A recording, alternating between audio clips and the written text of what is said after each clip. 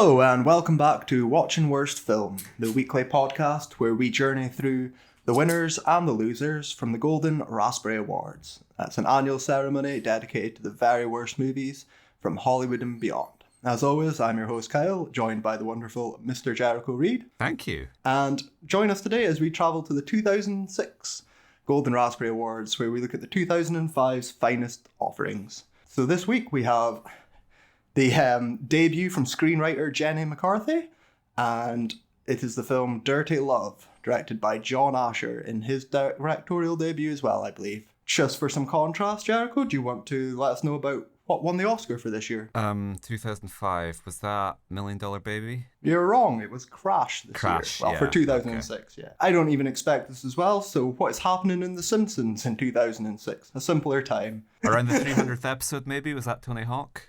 Is this going to be your answer for every single year? No, I don't. Michael Jackson last time. I don't even think we're. I've even heard of this episode. It's The Girl Who Slept Too Little, season 17. They were a couple of years before the movie, and it's episode 2. And just for what else is happening in 2005, sorry, at this time, the number one song was a certain young rapper named Kanye West with his song Gold Digger. Oh. And a man that's where who we're would remain uncontroversial and mentally sane throughout the rest of his career. I don't think he did anything really after this. Yeah. Who knows? Just like Jenny, he could be doing anything. Yeah. People who, 17 years later, are renowned for their uncontroversial political stances. Exactly. So that's us. We're here with Dirty Love. It's a comedy film. Yeah, it's a comedy. As always, what's your background with this movie? Yeah, my background with this film is I had never heard of it. Never heard of it. Knew Jenny McCarthy. I kind of really knew her as, in relation to being with Jim Carrey. That was the main way. If you asked me what I knew about her, it would be like, oh, the person that Jim Carrey is dating, who is an anti-vax lunatic, who was in Playboy or something. That would be my descending priority. I don't know. You could tell me that she also acted, and I'd be like, okay, maybe know that Paris Hilton also acted. Well, that's very true. I mean, even when I was doing the intro there, was she a model? Was she an actress? Is she a reality show? Is she an anti-vaccine campaigner? I was like, no, she's I'll a Renaissance screenwriter. Woman. Yeah, she is. She's a This is her debut screenwriting, so she's going with that. So yeah, and I actually forgot about the Jim Carrey thing. To be honest, it feels like so long ago. I have no background with this movie. My experiences with McCarthy is limited to 1996, whenever Basketball came out. That's my only really experience with her. But I knew of her, and I've known her more recent controversial things. But I've never heard of this film. I'd never seen it on DVD or anything. I've never even encountered it. I've never even heard of the name or the title. So kind of like we were saying last episode, this is completely blind for me again, which is always fun, which is always something unique. So should we cover how we watched it in case anyone wants to watch along? Well, you better tell us that, because I don't have a clue how we watched this. So I watched this through Tubi using a VPN, and Kyle watched this through a non-brand equivalent. We blew it last week, but I feel like we should speak about the box office for this film. Oh yes, I actually have a note for that. I just skipped right over it. Do you have the budget anywhere? I do have the budget. I found the budget was estimated roughly at $9 million.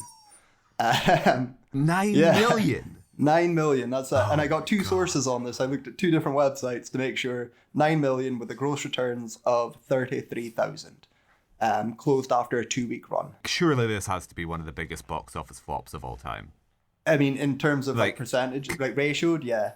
To spend $9 million and to end up with less money than I have in my bank account just seems like. Well, we'll get into this as well. But 9 million surprised me because this is a very fucking cheap film and production values and stuff as well. It's really straight to DVD-esque. So my only thought though is it's another husband and wife director vehicle. So we're covering all these before we even get to John and Bo Derek, but I could think that there's a lot of high salaries. The director got paid very, very well. Jenny might be at her peak. I don't know. Might have got a good payday. As soon as you said 9 million, I was like, okay, 5 of that is Carmen Electra because and Carmen Electra as well. It doesn't come to it's not seen on screen exactly. It's also 90 minutes long, so it's a good ratio of dollar per minute.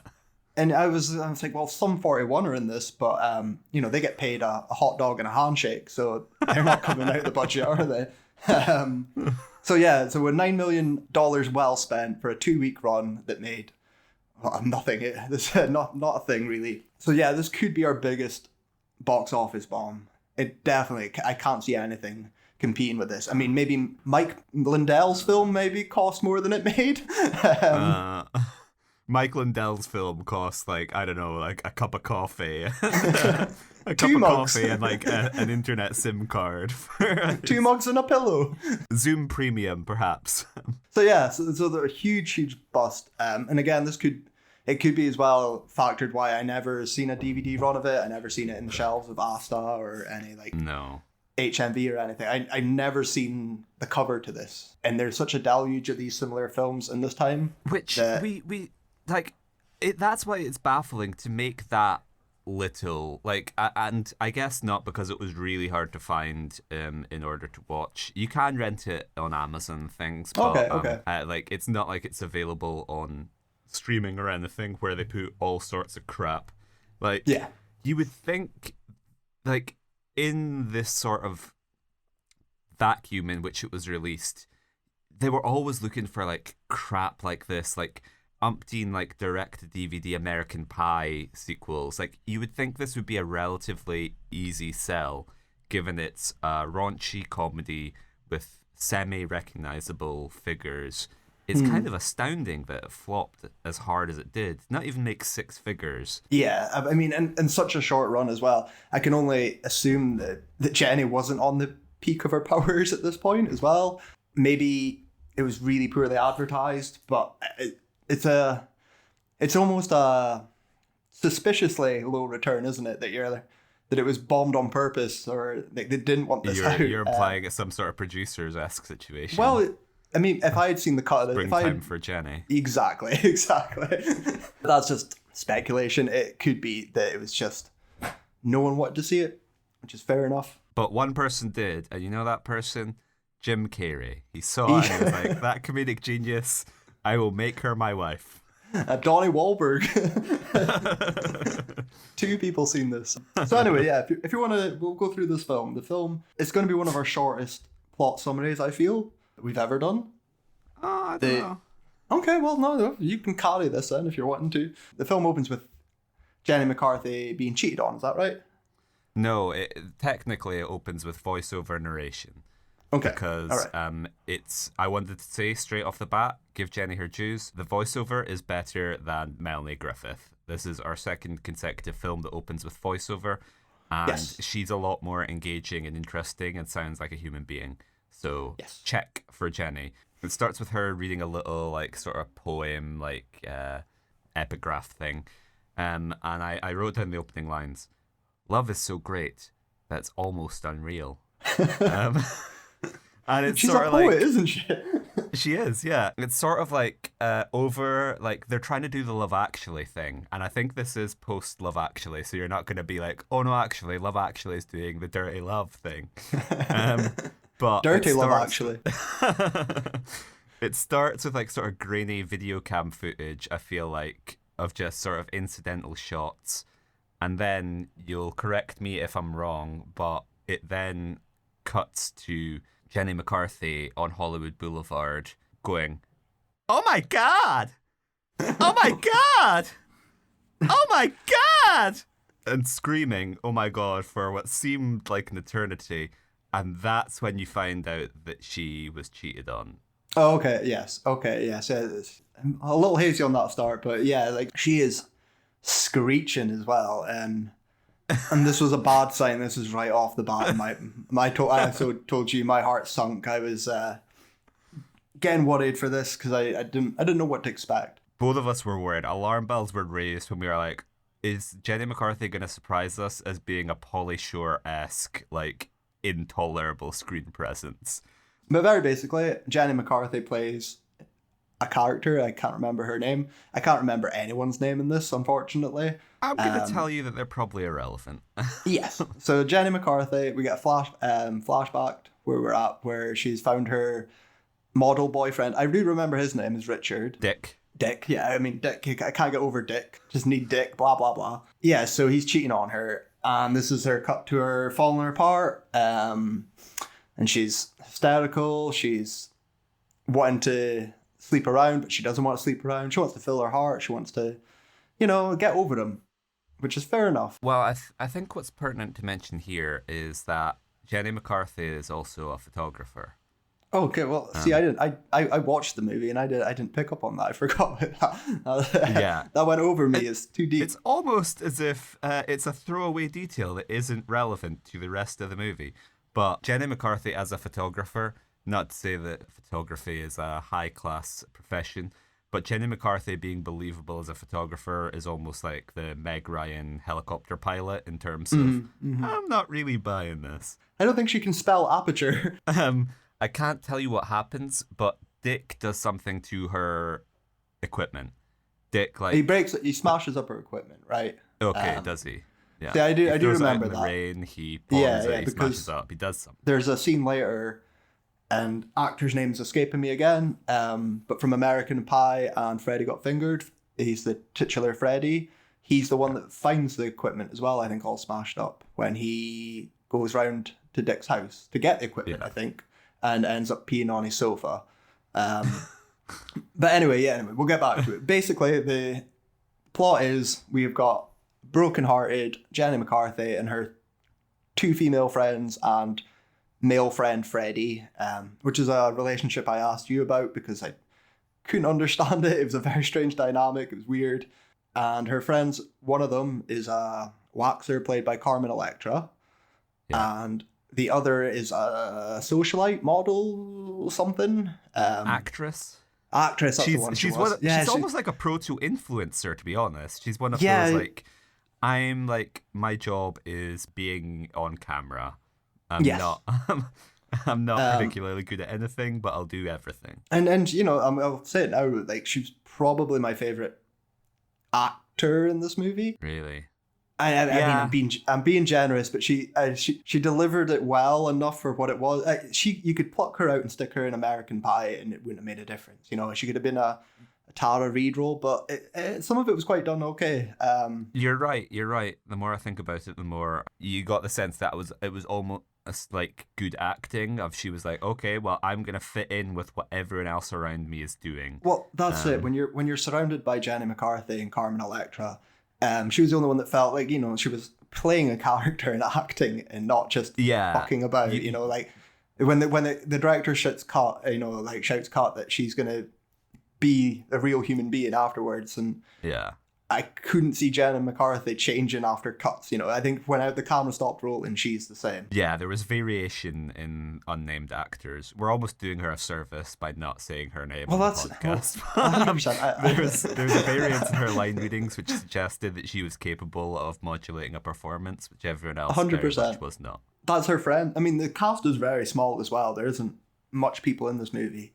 I think you'd be surprised. So anyway, I'll get back on track. They're trying to set her up with dates to try and get her over Richard, and she's got that line. A cocksucking loser jerk in a nice little instance of homophobia from the actor that we were just praising. Yeah, well, the character, not. No, actually, I think I saw that was a line of improv. The one line. We can't skip over. I'm not gonna let you run away from this. I'm gonna expose you to the listeners. I think you're trying to gloss over your first laugh of the film. Oh well, I didn't know if that was up first. I was gonna comment on when they're trying to set up on blind dates with the line, is it not even Brad Pitt's throbbing cock could get me over Dick or could fill the hole in the heart, something. Yeah. And I don't know what the opposite of a laugh is. It just whatever it was, like I knew Jenny was writing this. Like I'm aware that she has quite like scatty humor. It's quite lowbrow. So and I knew she. Dare you Well, I You know do realize, like, Shakespeare himself, everything's like a pun in Shakespeare. Like, Much Ado About Nothing is like a joke about genitalia, and like, there's so many 100%. lewd puns in Shakespeare. You are. I'm not looking down. I'm not. So on the comparison though, Shakespeare didn't twice, in two separate pieces, have someone's tits get thrown up on. This is the second film I've seen of that. Have you seen Titus Andronicus? 2, give me another one. Where does it happen in Hamlet? So yeah, so you're gonna call me out on my first laugh. It's actually in the same scene with the Brad Pitt throbbing cock line, where she's hitting on a man. There's a couple of lines there I'm forgetting, but he's hitting on a man in a clothes shop, and the man's wife appears. It's a much older lady, and she's like, "What are you doing?" And he says, "Oh, this bimbo's just hitting on me," So. She slaps her, and then he slaps him, and no, Jenny McCarthy slaps him, and then the wife slaps Jenny McCarthy, and then it's a big thing, and then the man ends up slapping the wife, and I'm ashamed to admit I laughed out loud, and not even just a half chuckle, it genuinely got a laugh out of me, and I felt so embarrassed, and I remember saying it to you right away because you said it's probably another bit, it's probably taken from something else, and I know it's probably a Three Stooges or a Marx Brothers or something more vaudevillian, but I can't deny it. It made me laugh, so it was a good start, to be honest. Yeah, it's one of those things where I almost can't pinpoint who's done it because everyone's done it, but it's one of those like rhythmic comedic where there's just slap slap. Like almost like the penguins of Madagascar. Yeah, no, they're absolutely. Doing a lot of. I can see this performed in 1890 with curly mustaches and a twirling cane. And is this where we single out John Asher for some praise? It's sort of directed like with a bit of craft, like coming off like the Happy Madison productions, where everything's just like, okay, one camera rolling, like the minimal amount of work we're going to need to do in the edit. And there were moments in this where I was like, oh no, like he's going wild behind the camera. You can tell he's not shirking his responsibilities of like, this is my debut film. My my muse has written this and she's starring in it. I need to elevate her performance. And so like the sound of the slaps rings out really well. There's like a sort of day to night bit where she's in the bed and it like the entire day passes and it goes dark and like I don't know. I didn't dislike the direction here. Okay, no, that's a controversial take, but and I think because it's usually me that's always going on about that. Like even coming off of Shining Through, where I was praising the production of it. Yeah, I don't feel the same with you here, I'm afraid. I slightly disagree. This, then, I've just got a handful of quotes written here. And so the next quote I have is, "You had a rose, but then you had to go and pluck a weed." Yes, and that was delivered by Freddie as well, wasn't it? Yeah, I think so. Yeah. So this is when Freddie goes to the apartment to collect Jenny McCarthy's things. And in fairness to this movie, it doesn't really linger on the other woman, does it? We never really find out like it's not much about the weed. I think it's like, and it's probably something when we come to fixing it. It's if the basis of being dumped isn't a getting back together kind of film. It's not. It's moving on. It's about leaving him behind. I was surprised he pops up so much in the film as well. But I get it. I didn't hate the scene where Freddie breaks into the Richards apartment. It was done. It was one of the styles of jokes where it would have fitted into American Pie and it would have, into the Euro trips and things. It didn't feel out of place compared to some of the other joke / scenes and things. But no, it's a hell of a line, isn't it? Yeah. And then so he's also just peed on the dude's rug. Like he was pissing all over his apartment. And so it's weird to take the moral high ground with a guy when he's just like, imagine you just come home and you find a guy urinating all over your apartment and then he starts having a go at you like, whoa, like I'm house trained. Like who are you to? I quite like that though, because, Freddie plays as he does in American Pie and Freddy Got Fingered. He's very shy. He can't profess his love to Jenny McCarthy. You know, he's a bit geeky. But for this one scene, he's full of confidence. You know, he even says to Richard, you know, we can take this outside. We can, if you want to do this, we can do this. And it's a big bluff. But I quite liked it. And but I didn't like how immediately next time we see him, he's back to being the sheepish geek. You know, he doesn't learn anything from this. This is a pointless scene that's just there for that one reason. This is the plot instigation almost of like he's there to get the photography equipment, and then the other quote I have written is Dick saying, she sucked it anyway, which I think is about the photography, because we never see her do any photography really. No, not at all. We heard that she's like, oh, you know, like I was just doing whatever, but maybe it was going to lead to Vogue one day.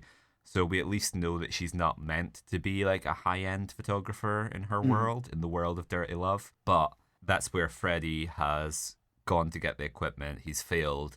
And so that instigates the plot with like, not only have you lost the love of your life, you've also lost your job and your raison d'etre, really. Yeah. And, you know, so this sets up where where Carmen Electra's character, whose name I forget, is waxing a magician. And this is that this early? Okay. Well, I don't know. If there's stuff that's happened in between, feel free to fill me in.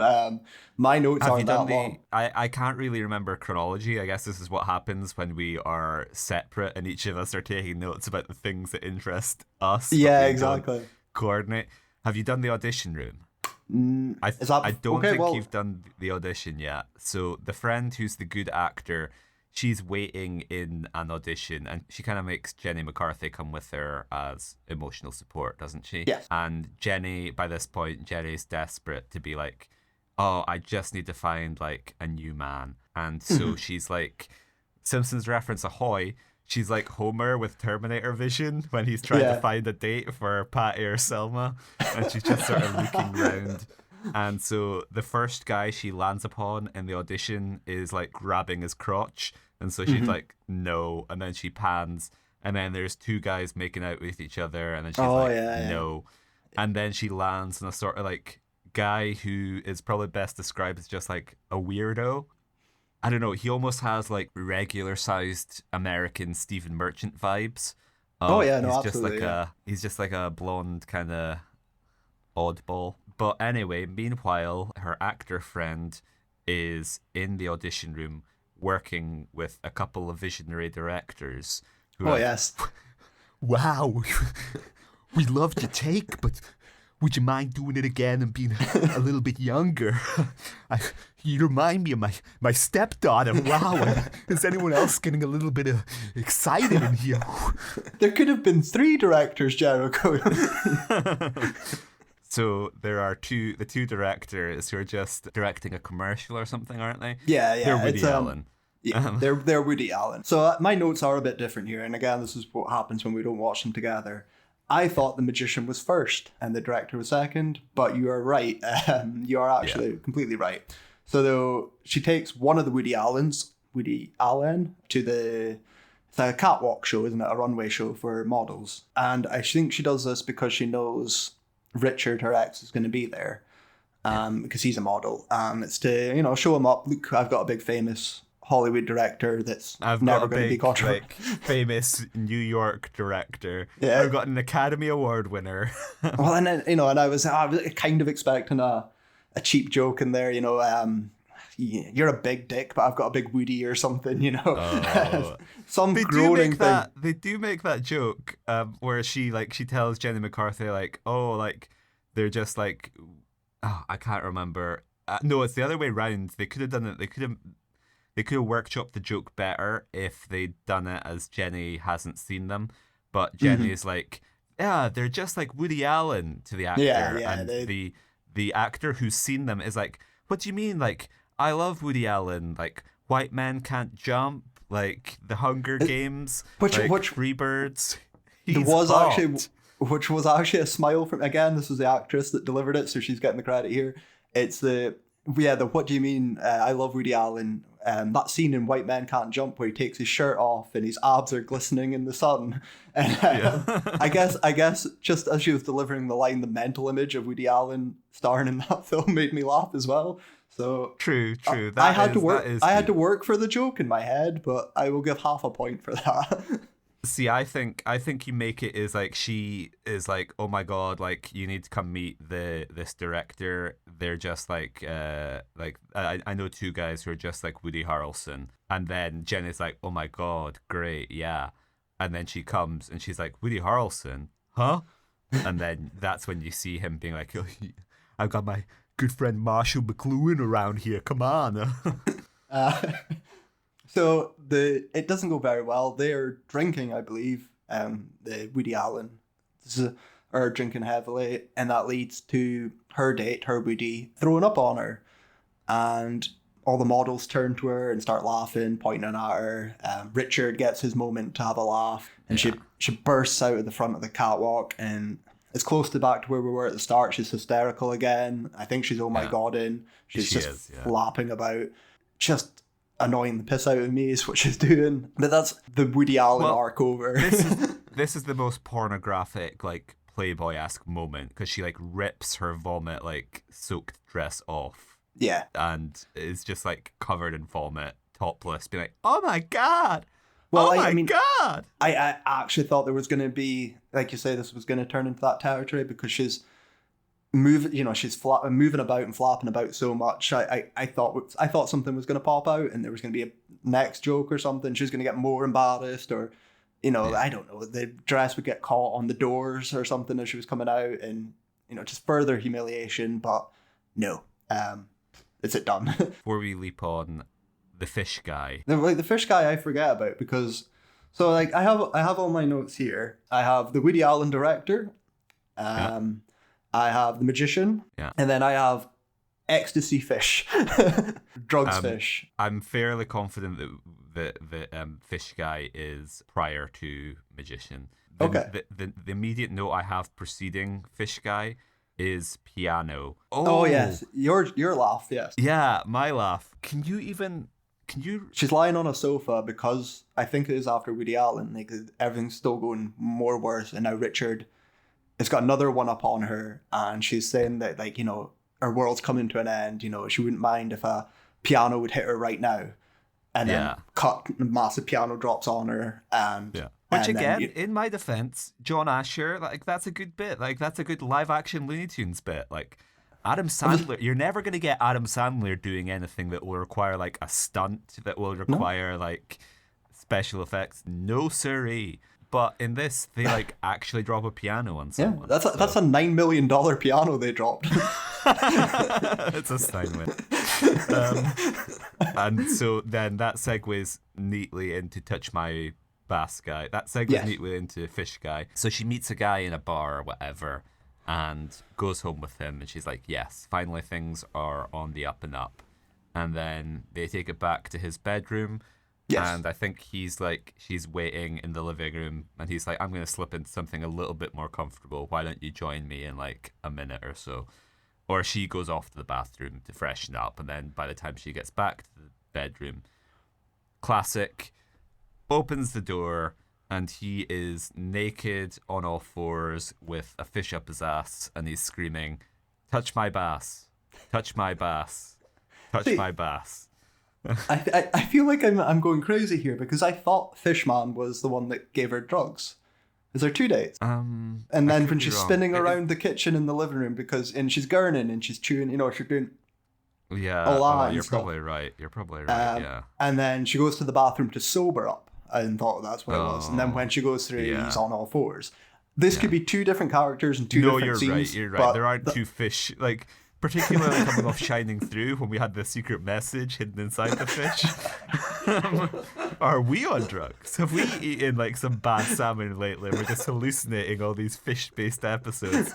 Oh, yeah. You know that scene in, like, Transformers 2 where, like, Sam Witwicky's mum eats a piece of tuna and it causes her to like hallucinate Optimus Prime. Whoa.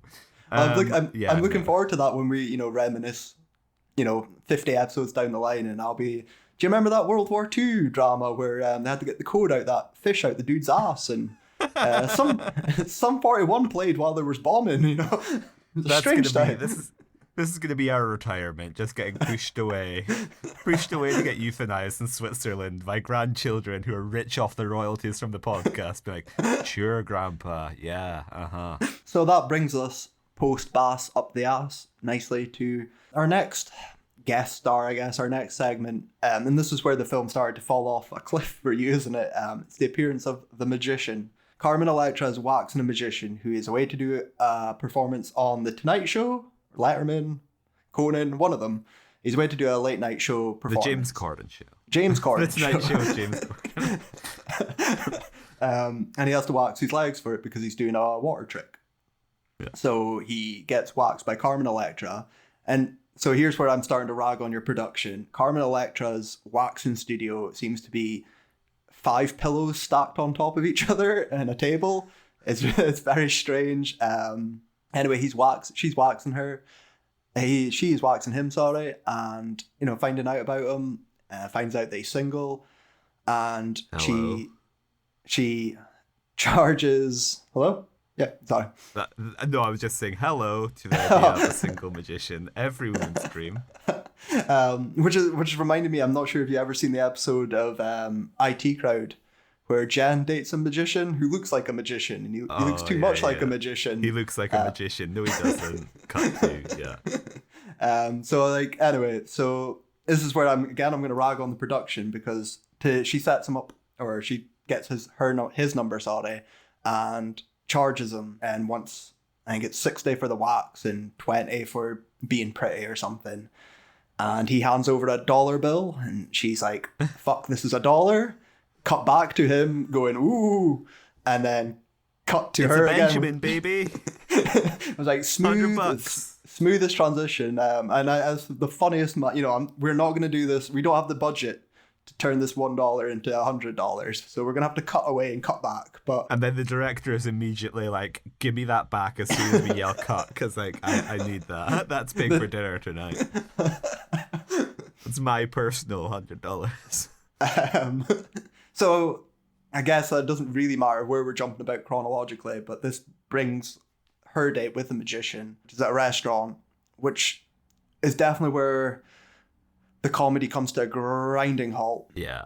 There's a throwaway line where he orders fancy, I can't remember if it's lobster and Chardonnay, and orders her a water and a salad, which is weird. Yeah, it's a strange scene. The magician himself, who I don't know who plays him off the top of my head, but hasn't got the time in. He doesn't get the lines. This is 2 unfunny people sitting across from each other delivering bad lines. Yeah. The only highlight of this scene for me was Jay Johnson from Mr. Show and Storming the Capitol fame. And he has nothing here as well, but I appreciated it as well because he at least has comedic knowledge. He's got facial expressions. He has some timing and things, and even though he doesn't really get any funny lines or anything, it's at least someone out of the whole cast who has a bit of experience delivering things or being around things. But that's just a personal thing. I'm glad he got a paycheck in 2005. Did he really get that much of a paycheck? I don't know. 9 million to spend. So yeah, obviously that goes terribly with the magician. There's a weird line, I can't remember it as well, at the end of their date.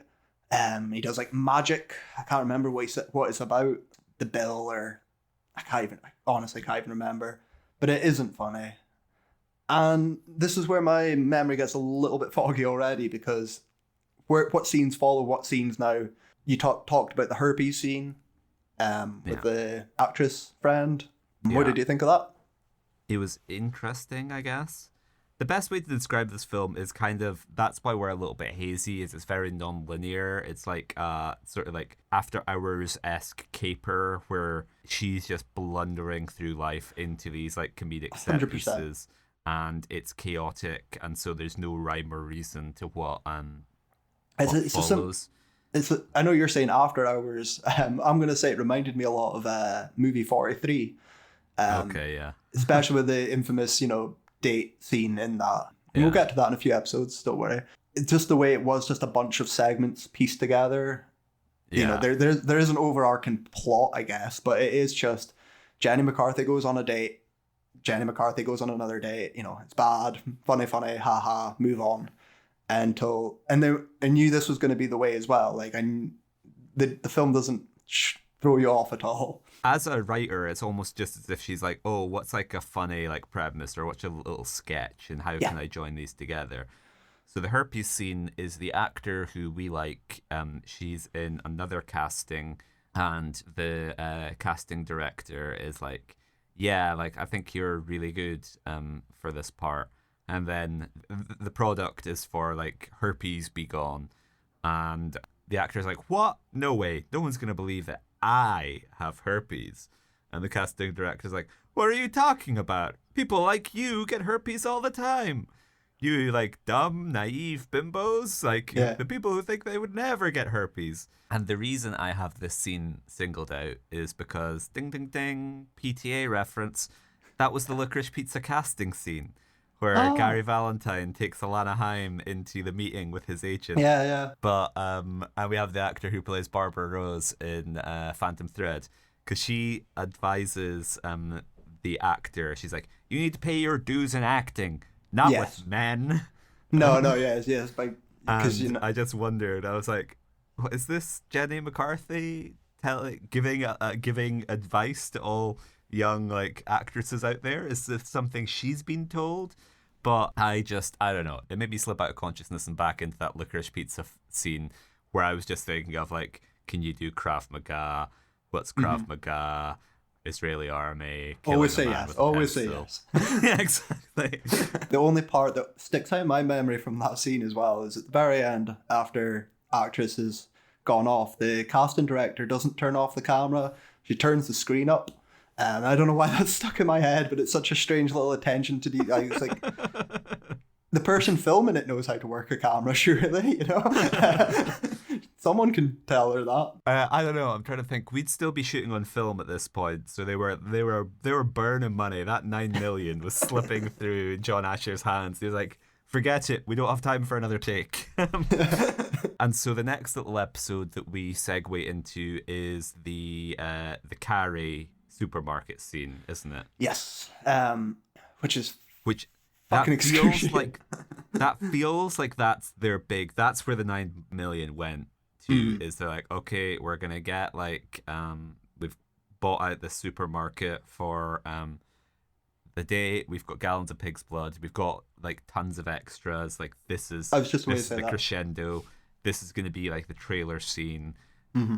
It seemed like that was their big, like, this is the guy fucking the pie scene. Yes.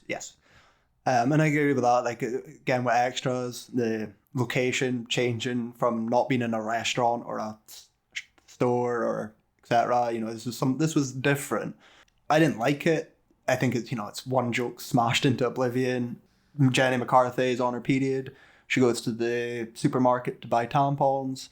She's only got $2 or something to her name, so she can't buy tampons. She has to get the wide nappy, I don't know what they're called, the wings, sorry.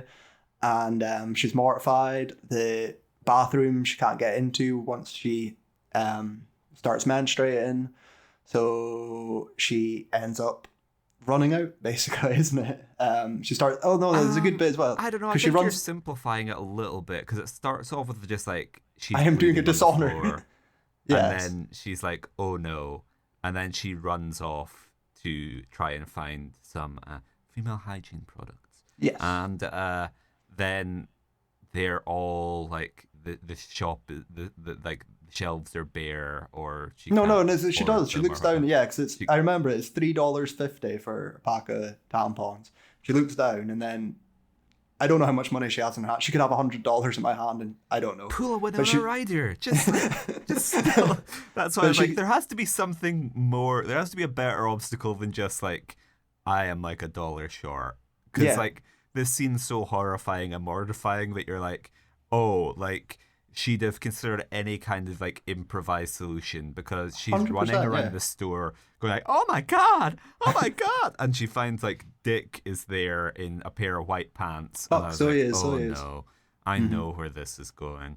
and she's just running around up and down every aisle as like sort of like horror music rises, and she's like she's freaking out. And then she's arguing, like she eventually grabs some and is arguing with the like cashier, who's like, no, like I'm not gonna let you off with this. And all the while, so she's running, and the tannoy is announced like, clean up in aisle 7, clean up So in it's just aisle what I was 8, going to ask. clean When up she's in at, aisle 9.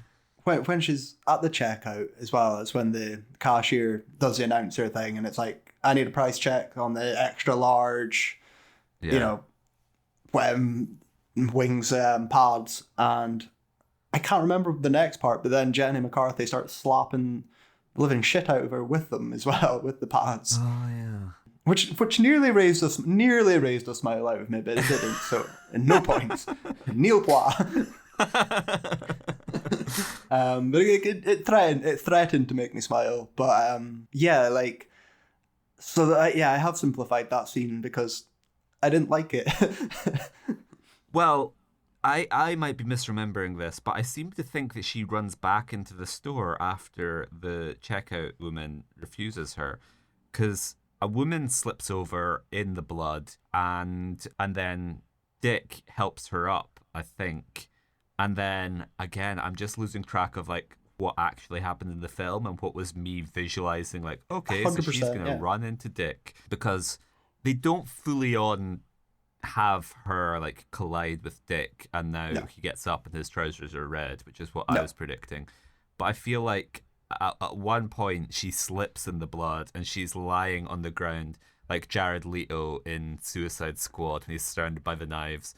It's just like, it's like a shining elevator's worth of blood, where it's like, that's more blood than is contained in the human body, and she's just lying in a pool of it, like as the camera sort of like, and again, I might be like slightly playing this up in my head, but it's a big like Gone with the Wind crane shot of like, it's looking down on her, and then it pulls out and shows it's like the supermarket in devastation. I would have loved to But, watch the film in your head, to be honest. So anyway, yeah, that is the Carrie scene Yes. in the supermarket. Which I will give a little bit of credit to, although it is the Carrie scene. It isn't like a parody of Carrie or anything. It doesn't No, draw off the pop culture or anything. It's just like you say, it's just a visual moment. Yeah. But yeah, it is the big set piece of the film. And now this is where I'm going to run through it and I'll probably be simplifying it because this is what I remember / this is what my notes. Yeah, she's basically given up after this point. Doesn't want to date anymore. And Well, her friend, this is encapsulated by a quote I have where she says, Oh. "My white pony's probably in a glue factory by now." So, white pony was a motif that was introduced earlier on. It might even be in the opening narration. She's Yes, like, I believe "Love it is, a yeah. white pony. Real love is a white pony, and it will carry you off into the future of married bliss." again, I could be misremembering and making this up in my head despite just watching it, but our friends convinced her to go to the music show, to Yeah. take her mind off things, to fuck men, we'll go out and have fun, girls' night out, like, woo. Well, I just want to throw you back for a second, because not that I'm constantly being like, no, Kyle, we need to remain in the world of dirty love a little bit longer. I've had my licorice pizza Carrie scene. I feel like we need to mention your room scene, where she talks to her mother. Fuck, I totally forgot. I blanked this from my brain. I don't know why. Yeah, lead us through that. So she's on the phone with her mother. Again, like, we can't find a justification because all of these are just neatly self-contained episodes that have no bearing on the wider film. So at one point, she decides, like, you know what would be funny? It would be like, if I called my mum and we just like broke wind on the phone together, that would be a fun bit, thought Jenny McCarthy, the screenwriter. So she phones her mum, and the 9 million must have gone elsewhere because the mum is like such a bad actor. And so the reason that we called it the room scene is, what's her name in the room? Claudette? Claudette, yeah. Yeah. It just, she has like, it could almost have been the exact same actor, to be honest with you. She has the tone and delivery of, you were just waiting for her to end the phone call with like, And so anyway, I definitely have breast cancer. Because the whole part up to that is exactly the same. It's the speech about Tommy Wiseau and how, Dick was a good man. Dick was, he was a model, he had a job, he could do worse. I'm so lucky that I have a great career as a photographer and that I love Dick so much. Would Tommy have been a better choice? We'll come to that. So yeah, I actually see, this is it. My notes are trying to take it, what happened, like the main segments, and I fucked that up because this is just all over the place. So sorry, we've covered that. On to the show. See, and again, I think I'm misremembering here, but I'm not, is they get really drunk and they're in this bar where Sum 41 are playing, which isn't too unrealistic because this is 4 years after their breakthrough. Times are tough.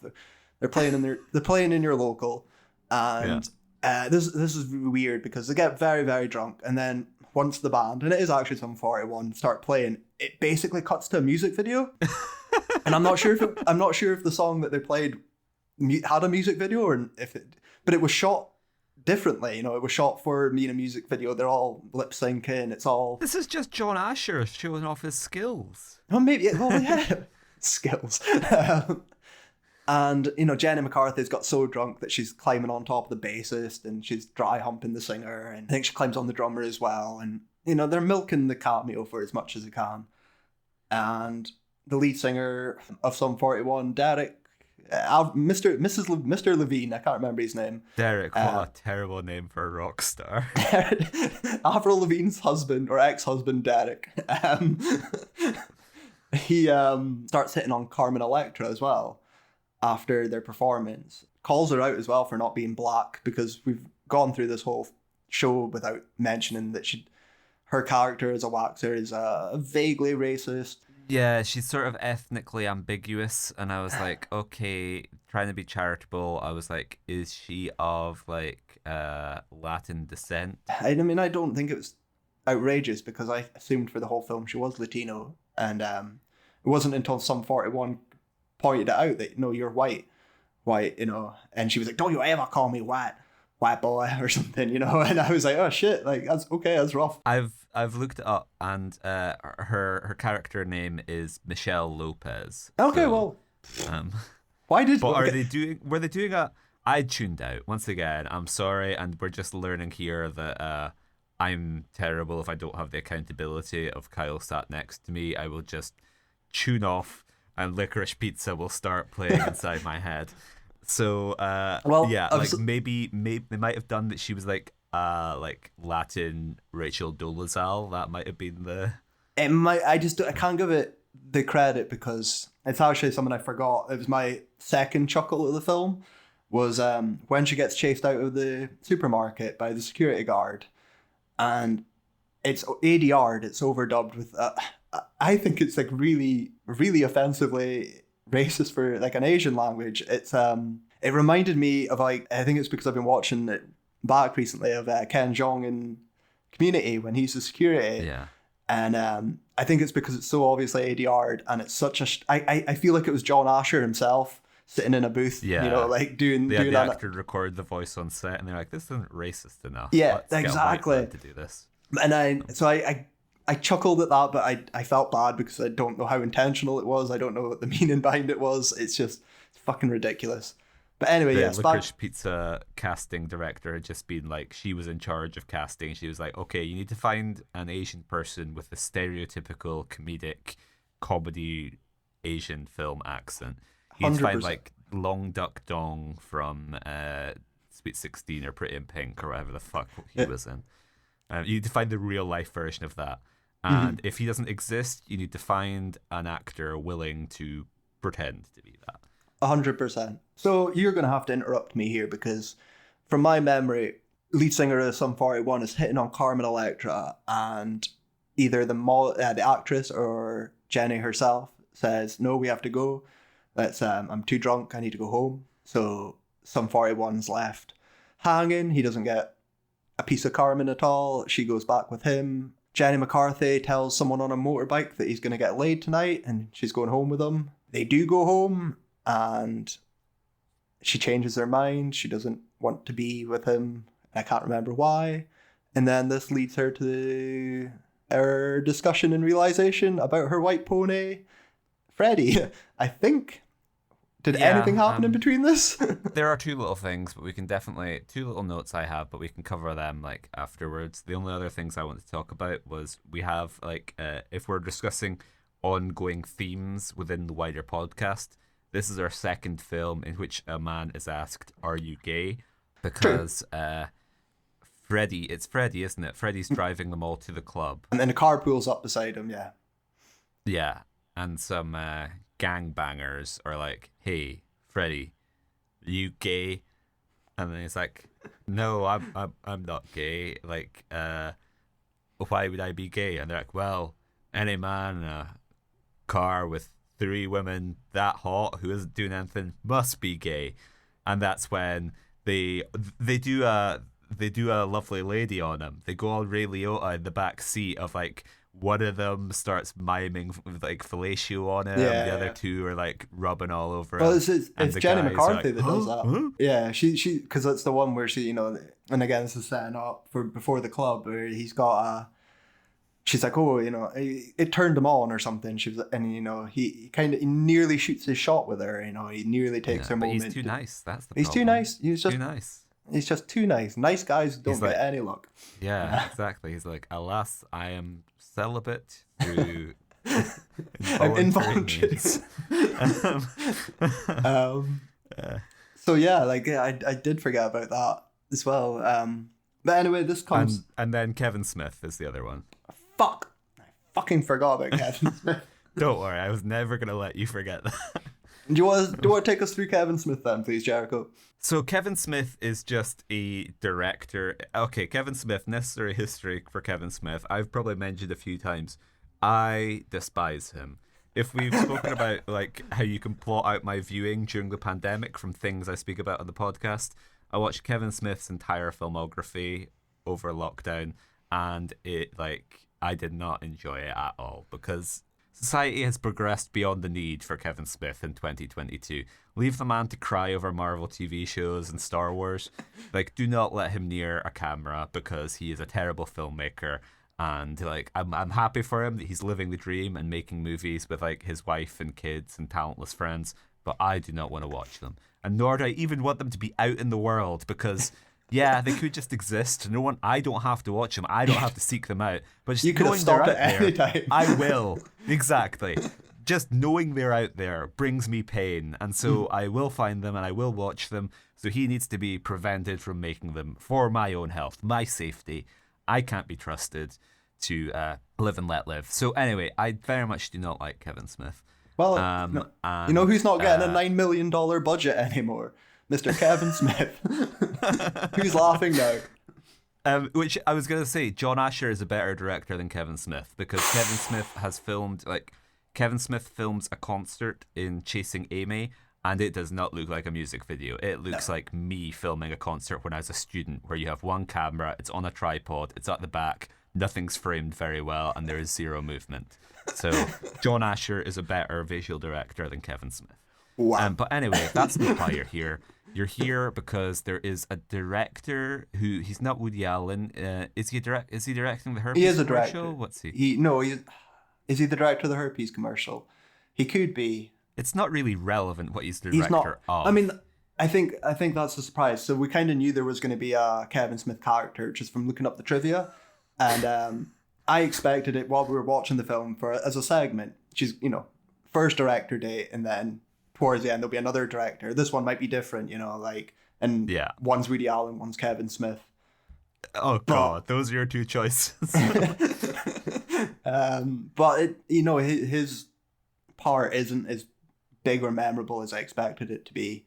It seems to exist just to dunk on Kevin Smith as well, which is quite right. Which is a great from the directorial duo Jericho Reed and John Asher, but for the audience at home. Again, in my head, the guy who they got to play Kevin Smith is like Paul Walter Hauser, because you see that guy and you're like, oh yeah, that's Kevin Smith. It's just like a white guy with like kind of goatee. I think he's he's not as fat as Kevin Smith was Well, he's not at this point in time. That's the point, is because they don't like Woody. They want the audience to know it's a Woody Allen lookalike. Yeah. If I'm picturing a 2005 era Kevin Smith, it's trench coat, it's cut off joggers. Yeah. If you want to make, they could easily have made him more Kevin Smith coded, of giving him a hockey shirt and being like, oh yeah, do you want to come back to my place and jerk me off while I read Batman comics? Here's a Harley Quinn costume. If we have a kid, we should name it this in honor of my sexual fantasies. Ha. But they don't even, it's not even famous director Smithy Kevins or something, it's not. I felt like it was, and it was, if we looked up, it was because of the slight that Jenny McCarthy felt auditioning for Kevin Smith. Yeah, so you told me that you sent me the trivia from IMDb, which is that Jenny McCarthy auditioned for it was Mallrats, wasn't it? Yeah, it was Mallrats. Yeah, she auditioned for Mallrats, and she felt that he had treated her very rudely. John Asher then sarcastically complimented Kevin Smith for Giglé, mistaking it for Jersey Girl, both of which featured Ben Affleck and Jennifer Lopez. That's what I don't get. Was it like, again, John Asher is just like a comedic like mastermind. But he doesn't know it though. Was I'm like complimenting him for Jersey Girl? Like, because like Kevin Smith acts as if Jersey Girl was like his bad film, or like he makes all these jokes about Cop Out and Jersey Girl, when it's like, no, Kevin, like even your good films are like, there's zero difference between the films you perceive as being bad and the films which you're like, oh yeah, that's like a masterpiece that I've been dining off of for the past 30 years.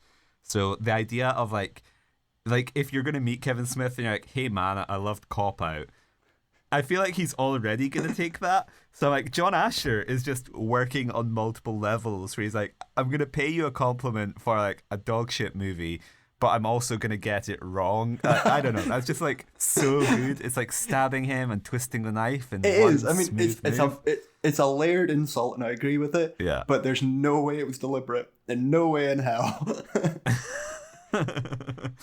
So yeah, that's the Kevin Smith scene. So yeah. Which I mean, I'm all for. I'm all for like fitting all your petty grievances into your film. Like, if you're John Asher, this is your debut film, you might not ever get to make a film again. You're like, worst case scenario, this film makes like $50,000 at the box office. I'm in director jail.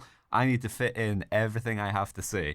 So by all means, if I ever direct a film, I'm definitely gonna have a Kevin Smith surrogate who just like the Homer Simpson, like the Max Powers, like what they turn Homer Simpson into. Yeah. Oh, SpaghettiOs. I'm gonna have that, but Kevin Smith. So I did actually. I have one note here. We're going off topic, and we'll wrap up the film very soon. Yeah. But your boy John Asher, this is my trivia piece, does make more movies. He does follow up Dirty Love. I know where this is going. Yeah. Do you? Yeah, to the 2015 film. Yeah. Is this Toucan? This is Toucan. This is my only little bit of trivia that I did get up was that he directs Jenny McCarthy again, and he also directs Jenny McCarthy's current husband, Mr. Donnie Wahlberg, who is to my side, which I just like. I really want to see a behind the scenes featurette of this spiritual sequel, maybe. So it doesn't kill his career. Someone wants to give him money after this. It launches it. It launches it, yeah. Kills Jenny's, but it launches his. So, we should just say first, Toucan is a Taken parody. In case you didn't pick that up, it is a Taken parody, probably about like, I'm trying to work out when I did my Taken parody. I think this was 2 years after my Taken parody, so let's say this was 3 years after Taken parodies were funny. It's very fitting because I was saying to you while we were watching this feels really out of date, even for 2005. This feels much earlier 2000s, later 90s, the trashier Jerry... what's the talk show called again? Jerry Springer. It's like the Jerry Springer era in my head. Okay, yeah. Because for me, this period of comedies is the transition away from the Euro trips, the Dude, Where's My Cars, the Freddy Got Fingered, and into the Judd Apatows, the 40-year-old virgins on the horizon, the Superbads are on the horizon, and then the absolute fucking slog of all the parody movies like Date Movie and whatever movie. So I felt this was outdated, and it's only fitting that his Taken parody would be 3-4 years out of date as well. You know, like I quite like that. He's nothing but consistent, and I like that. So if that's all we have, if that's all we have to say about the film, then I have nothing left but to out you to the listeners, as I threatened I would. Well, You wrap up the film first. Jenny McCarthy discovers that her white pony is Freddy. She has to go chase him down. To your backdrop. Well, wait. Let's give the ending to the film its due sort of like respect here. So she discovers that Freddy Cinderella-esque runs off and he leaves his shoe behind. And Jenny McCarthy looks at his shoe and discovers that the brand of shoe is the white pony. And that's what makes her realize, like, oh my God. Like, oh my God. Oh my God. He's my dirty love. He's my clean love. And so she runs off to find Freddy, who's on the bus home. And that was exactly what played in my head was, oh my gosh, I was wrong. It was Freddy all along. You finally made an anti-vaxxer out of me. So, yeah, and that's the film, though. That's it. There's nothing more. I don't want to give it more time on the plot. I don't want to dissect it anymore because this was 93 minutes. This was exactly like we said. It's a bunch of segments, sketches, stuck together with this overarching plot, I guess, but none of it's needed. It's pretty rough, to be honest with you. Yeah, you can out me now. Take it away. I'm ready. So, Kyle messaged me saying, I feel like Jenny McCarthy is the only really ingratiating thing about this. Mm-hmm. Which maybe we segue into, is this Razzie worthy? Mm-hmm. Well, right away, yes. I think it's a strange year for Razzies, and we'll talk about, but it is definitely worthy. What about you? This is dreadful. This is probably one of the worst films that we've watched, technically, just in terms of, like, these are a bunch of, just in terms of absolute failure, these are a bunch of people who, like, do not have, like, an ounce of comedic timing between them. And, like, this is just the most fundamentally flawed, like, this is just the most bad movie that we've maybe watched. And I think this was deserving of making its, like, I don't know, whatever it was, like 90% failure, losing 99% of its budget. This film completely deserved it. If, to be honest, it made like $50,000 too many. So I think this film was dreadful and is completely deserved. It was entertaining. It was a fun watch, but and I remember more of it than Shining Through, but it is technically a disaster. Like, so much. I think that's why I was like, I think everyone in this is really ingratiating in their own way. And just because they're not screaming, oh my God, Jenny McCarthy is the worst, but even like side characters, like whether they be a racist security guard, whether they be like a mum on a phone call, or like a magician with like, I don't know, or a guy with a fish up his ass.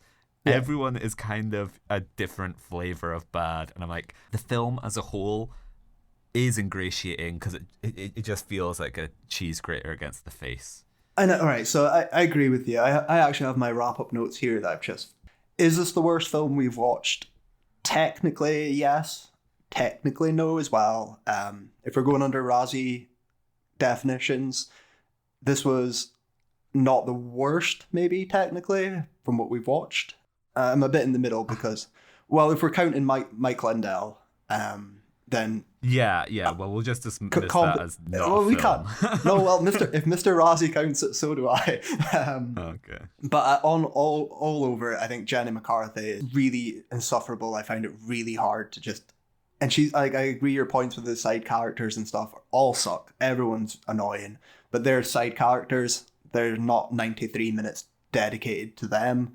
So having to put up with Jenny for so long really fucking sucked. I don't think this is a well-made film. I'm sorry, Jericho. I don't think John Asher directed it very well. I don't think he has the great resources, obviously. There was something I said while we were watching it of how cheap and off it felt as well. It felt weird. And I think this is something I'm going to bring up a lot when we watch Freddy Got Fingered, which is legitimately, unironically, one of my favorite comedies, is that it does feel like a movie. It feels like a like an American Pie level, at least competency.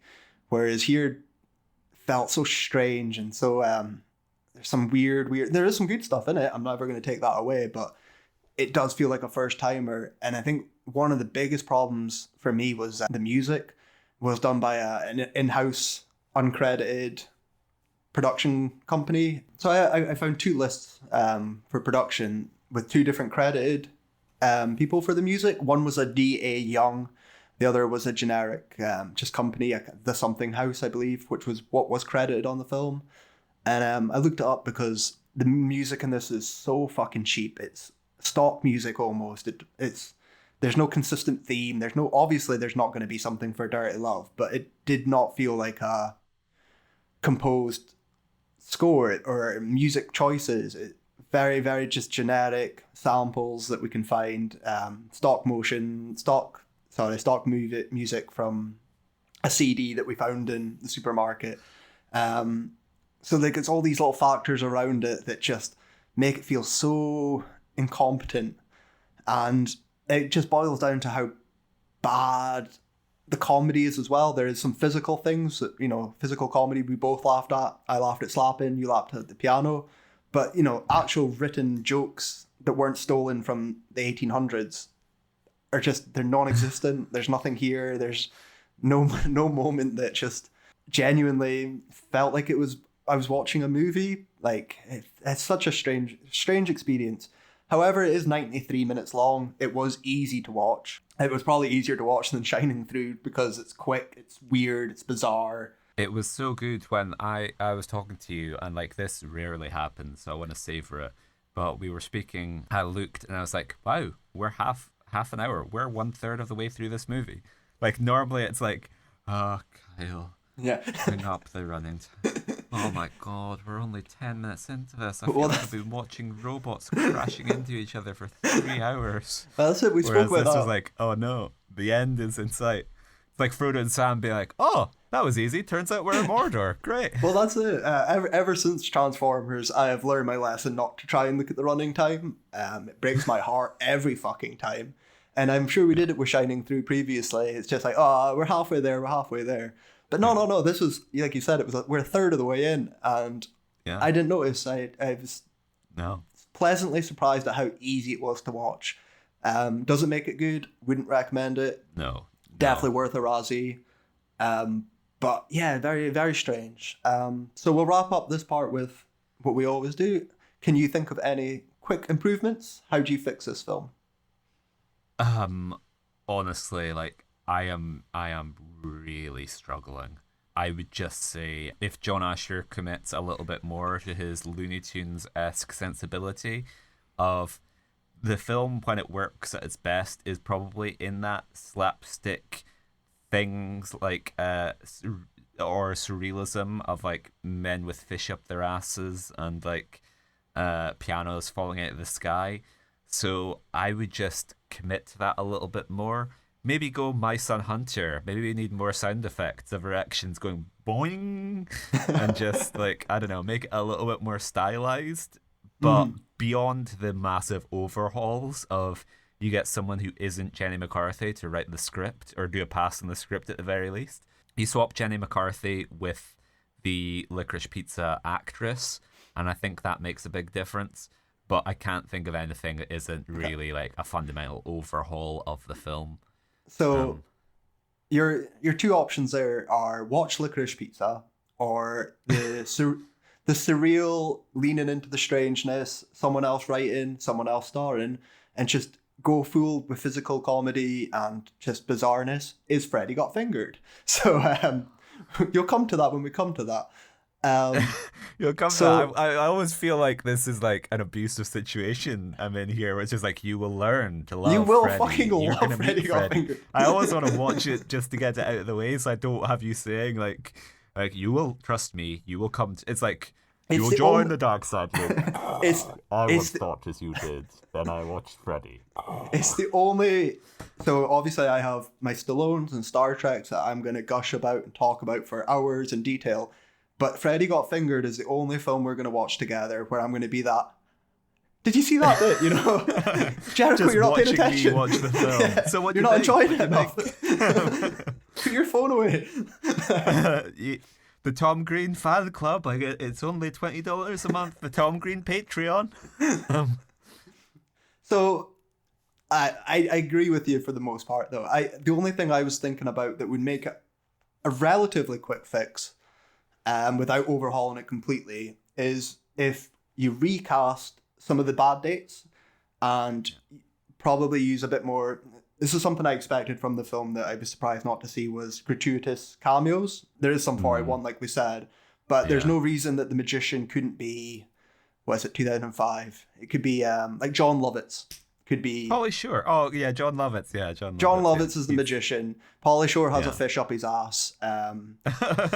Seth Green is, one of them. Tom Green's one of them, oh my God, yeah, Seth Green. He's all over that, yeah. In this period of time, Tom Green can do a weird, wacky, gross out one with Jenny. He could be the one that throws up on her or something. You could, if you just, and at least there is the cameos to give you, well, they know what they're doing. It's a little, and then if we try and prop Jenny up with, she may not be funny, but if we surround her with funny people, then there'll be funniness going on in her vicinity, and some people might think that she's responsible for it.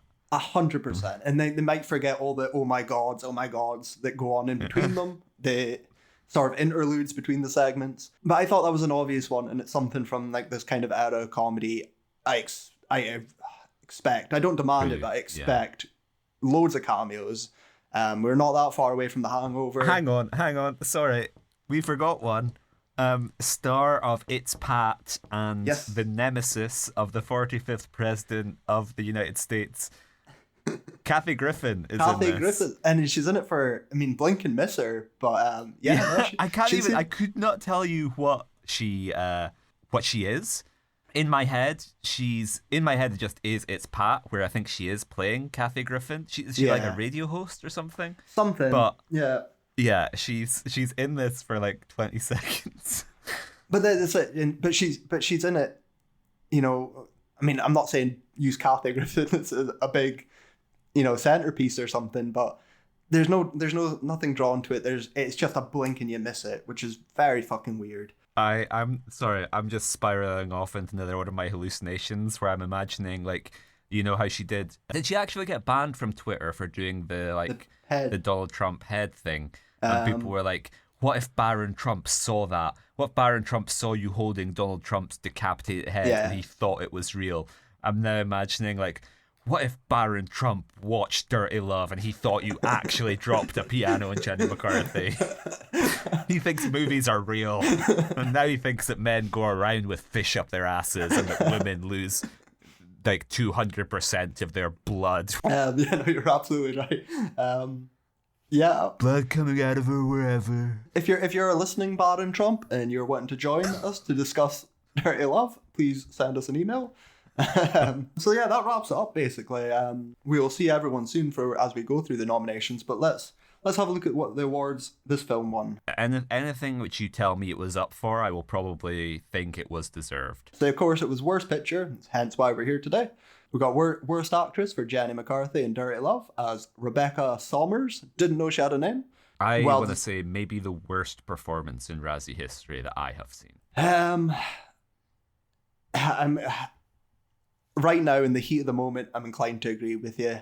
I'm sure thinking back, there might be something worse we've already seen, but no, this is a runaway contender for the worst, the ultimate Razzie for Worst Actress. So well deserved there. We surprisingly didn't get any Worst Actor nominations or Worst Supporting Actor nominations, so Freddie escaped there. But we do have Freddie's fine. Yeah, he's the exact same character as he's in American Pie, and Freddie got fingered, so whatever. We have a nomination but not winner for Carmen Electra in Dirty Love as Michelle Lopez. Yeah, well earned. Which is very well earned. Worst Screen Couple nomination for Jenny McCarthy and Anyone Dumb Enough to Befriend or Date Her. Absolutely. Did it win that?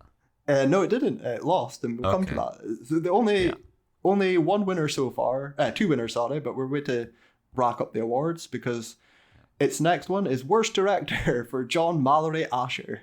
I don't like what you're implying by saying we're about to rack up. Did he win? He did win. He was the winner, yes. So, Oh my god, knife through heart. Knife through heart. Unless you're like, his biggest mistake is dating Jenny McCarthy. His biggest mistake is being in a situation where she is in the lead. I guess it's her screenplay, so he can't really be like she's the producer. He can't really be like, this is great, and we are gonna cast like Anna Faris as you. Yeah. So like his mistake is signing on to the project, but like I don't know. I think if you look at the screenplay, I actually think he did what he could to inject some humor along the way. that's fair enough. I disagree, but we'll come out to when we get to the other nominations. But it does segue us really nicely into Worst Screenplay, which was deservedly won by Jenny McCarthy for writing Solo, Dirty Love. So 4 wins, which is more than deserved, and probably could have taken home a few more as well. So we'll discuss that in the next part. And just on that subject of you talking about Worst Director there as well, I'd like to remind everyone, if you want to join the John Asher official fan club, please write to Jericho Reed at Watching Worst Film. Alternatively, we have one member. We meet monthly, and alternatively, next month we're going to be watching Toucan. Alternatively, if you want to join the Pia Zadora fan club, please write to me. We won't be watching anything else because there is nothing else. The Lonely Lady on repeat. So excellent. Yeah, so everyone, if you join us in the next part, we're going to run down the rest of the 26 Golden Raspberry Awards from 2006, all the winners and losers, and give you our feedbacks and thoughts. So we'll see you then. Welcome back to the second half of Watching Worst Films, where we're going to be going over the other winners and nominees for the other categories from the 2006 Razzies. So, we have Worst Picture, where, as we discussed, Dirty Love was the winner, but the other nominees, Son of the Mask. Have you seen that? So yeah, I have kind of seen it. This is I remember watching it on Sky Comedy or a Sky channel, probably in about 2008, 2009. Not really knowing anything about it as well. Yeah. I know, apart from obviously the original film, The Mask. I think I watched it though because who was in it? Alan Cumming? No. I mean, Don't Bob tell me Hoskins. it's the guy. It was Bob Hoskins, and but the main reason was because, and I heard it. That's why I flipped through. It was Stephen Wright, who's one of my favorite comedians. So I was like, oh, it's nice to see him get a feature film, and get a bit of a starring role as well. But no, The Son of Mask is fucking dreadful, and I turned it off. So I don't have much of a comment, unfortunately. It was so bad. Not for me. Have you?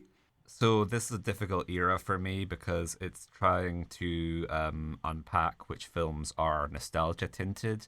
I haven't seen The Son of the Mask, maybe even since I saw it in cinemas, and I'd never seen The Mask.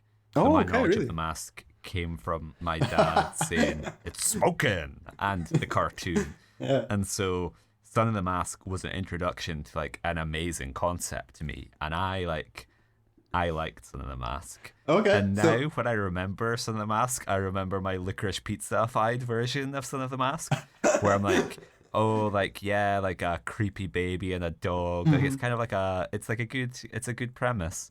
And so I'm sure if I watched it now, I would be like, it's a good premise, but why is Jamie Kennedy in it? But for like a zany family film, I think it's pretty fun. Yeah. And I can't say it is or isn't deserved. I'll just say, in theory, I think I would have a fun time with Son of the Mask. Yes. House of Wax. So that's a film I did see. I actually went to see this in the cinema because I remember I was just turning 16 at the time, just to date myself. And House of Wax is a bad film that is not scary. It's often laughable. It is notorious for Paris Hilton and some of the performance in it. It isn't the worst, and I think if you take away the performance and, some other aspects, it is a remake as well, which doesn't help. But I don't remember it being as bad as I think it's kind of made out to be. So maybe this is my Son of the Mask, but and maybe I'm tinting it too much. But in the memory of it, and this is going back, how many years now? 17 years. But I don't remember it being that bad. This is just, I don't know, this is representative of who we are, isn't it? You're away going to see horror movies with like slasher movies as like a teen, and we're like 1 year apart. Meanwhile, I'm going to see like family movies with my parents and my younger brother and be like, woo, yeah. So I've not seen House of Wax. It's one of those movies that I feel like the old video shop in Port Lethen, which again, further doxing ourselves. Oh my God, no, people are going to be able to write to our old employer and tell them all the things that we did. But I feel like House of Wax, like The Ring, like Ghost Ship, it just seems like one of those posters. Ghost Ship was like, permanently there, yeah. It was permanently there. Hellraiser, Ghost Ship, and yeah, I can see them all in the covers now.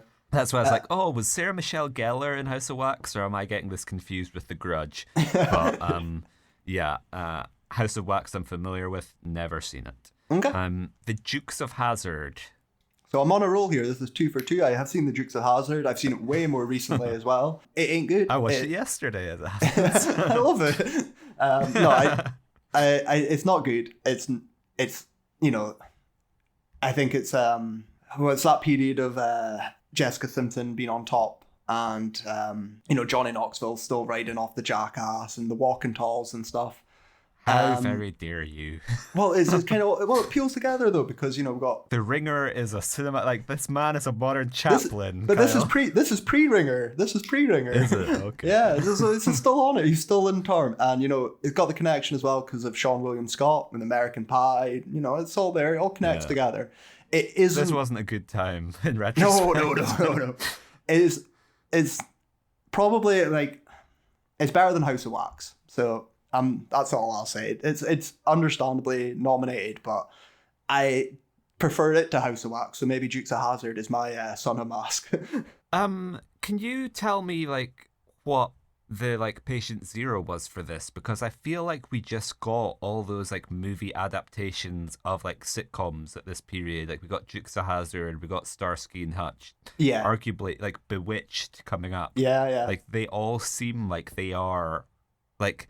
Something must have had a bunch of success that justified all of these other ones, but I don't know what it is. I'm trying to think off the top of my head. I can't. You're probably right. See, I'm a bit more cynical than you because I assume they all started popping up. Whether it had been, their 6 days. I thought it was rights. I thought once you get 20, 30 years at your rights, fuck it, we'll make a movie and keep them, and then we'll own all these ancient TV shows. I think we're cynical in different ways because I think it's just like how Gladiator got made and then won Best Picture, made a bunch of money, so we got loads of swords and sandals epics like Lord of the Rings, revitalized fantasy for a little while. We got young adult because of the Hunger Games. I think something like Starsky and Hutch, something like the A-Team, although the A-Team was like way towards the end. I think something must have been really big before we've got all of these. I'm trying to think off the top of my head, because when I think of like TV shows being adapted into movies, I do think of like the Addams Family, and that's like 14 years previous to this. So yeah, it's something we should look up, and we can tweet it out or something. But off the top of my head, and I can't remember what came first. I think Starsky and Hutch is after this. Starsky and Hutch, I want to say, is 2007 maybe, or but see, that's it. When I think of old TV shows made into movies, I do think of 90s because that's Dragnet's out 89, 90 as well, and Addams Family, like I said. So who knows? When was the Flintstones movie? That was 90 something, wasn't it? 90s, yeah. Yeah. Well, there you go. That's what I'm thinking of. That's like 93 or 4. So that's the OG. Some exec was watching the Flintstones. They're like, I need more adaptations of Hanna-Barbera cartoons. I want to see John Goodman as George Jetson. That could be true though, because if the Hanna-Barbera revival would have been happening around this time with Scooby-Doo, right? Would that not be true? Yeah, that could have been one of the patient zeros, and the success of that. Like, fuck it, we'll make more. This is another section where I'm gonna go back and delete this because the fact that like they didn't do Jetsons live action movie was probably like a budgetary thing at the time. Yeah. But now I'm like, oh no, Kyle, me and you need to make this. Cast Chris Penn as George Jetson and Anya Taylor-Joy as Mrs. Jetson. Is it not being made? Did I hallucinate that?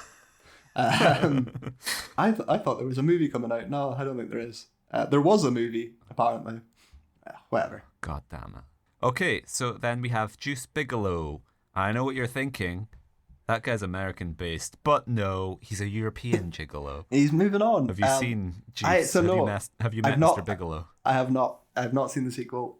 I've seen the original. I hate it. I hate Rob Schneider. I'm pretty open and vocal about my dislike for Rob, and I'm not giving him my time, so he's not getting a comment about sequel. Okay, one of my favourite bits of cinema trivia is the director of Juice Bigelow, European Gigolo, is a man called Mike Bigelow.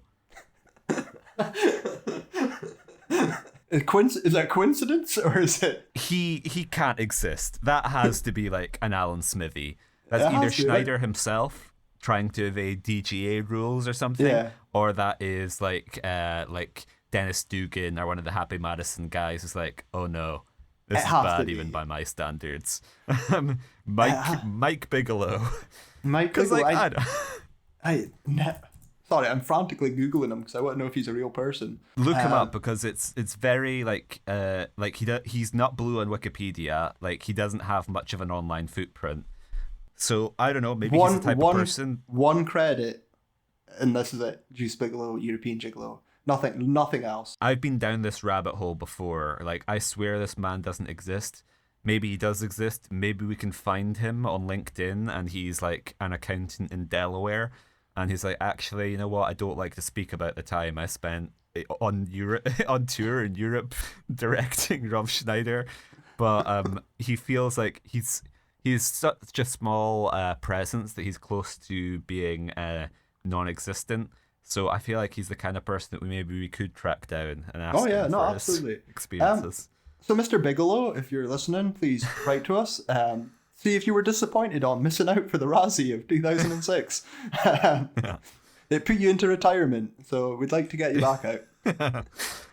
You can direct my Jetsons movie. Okay.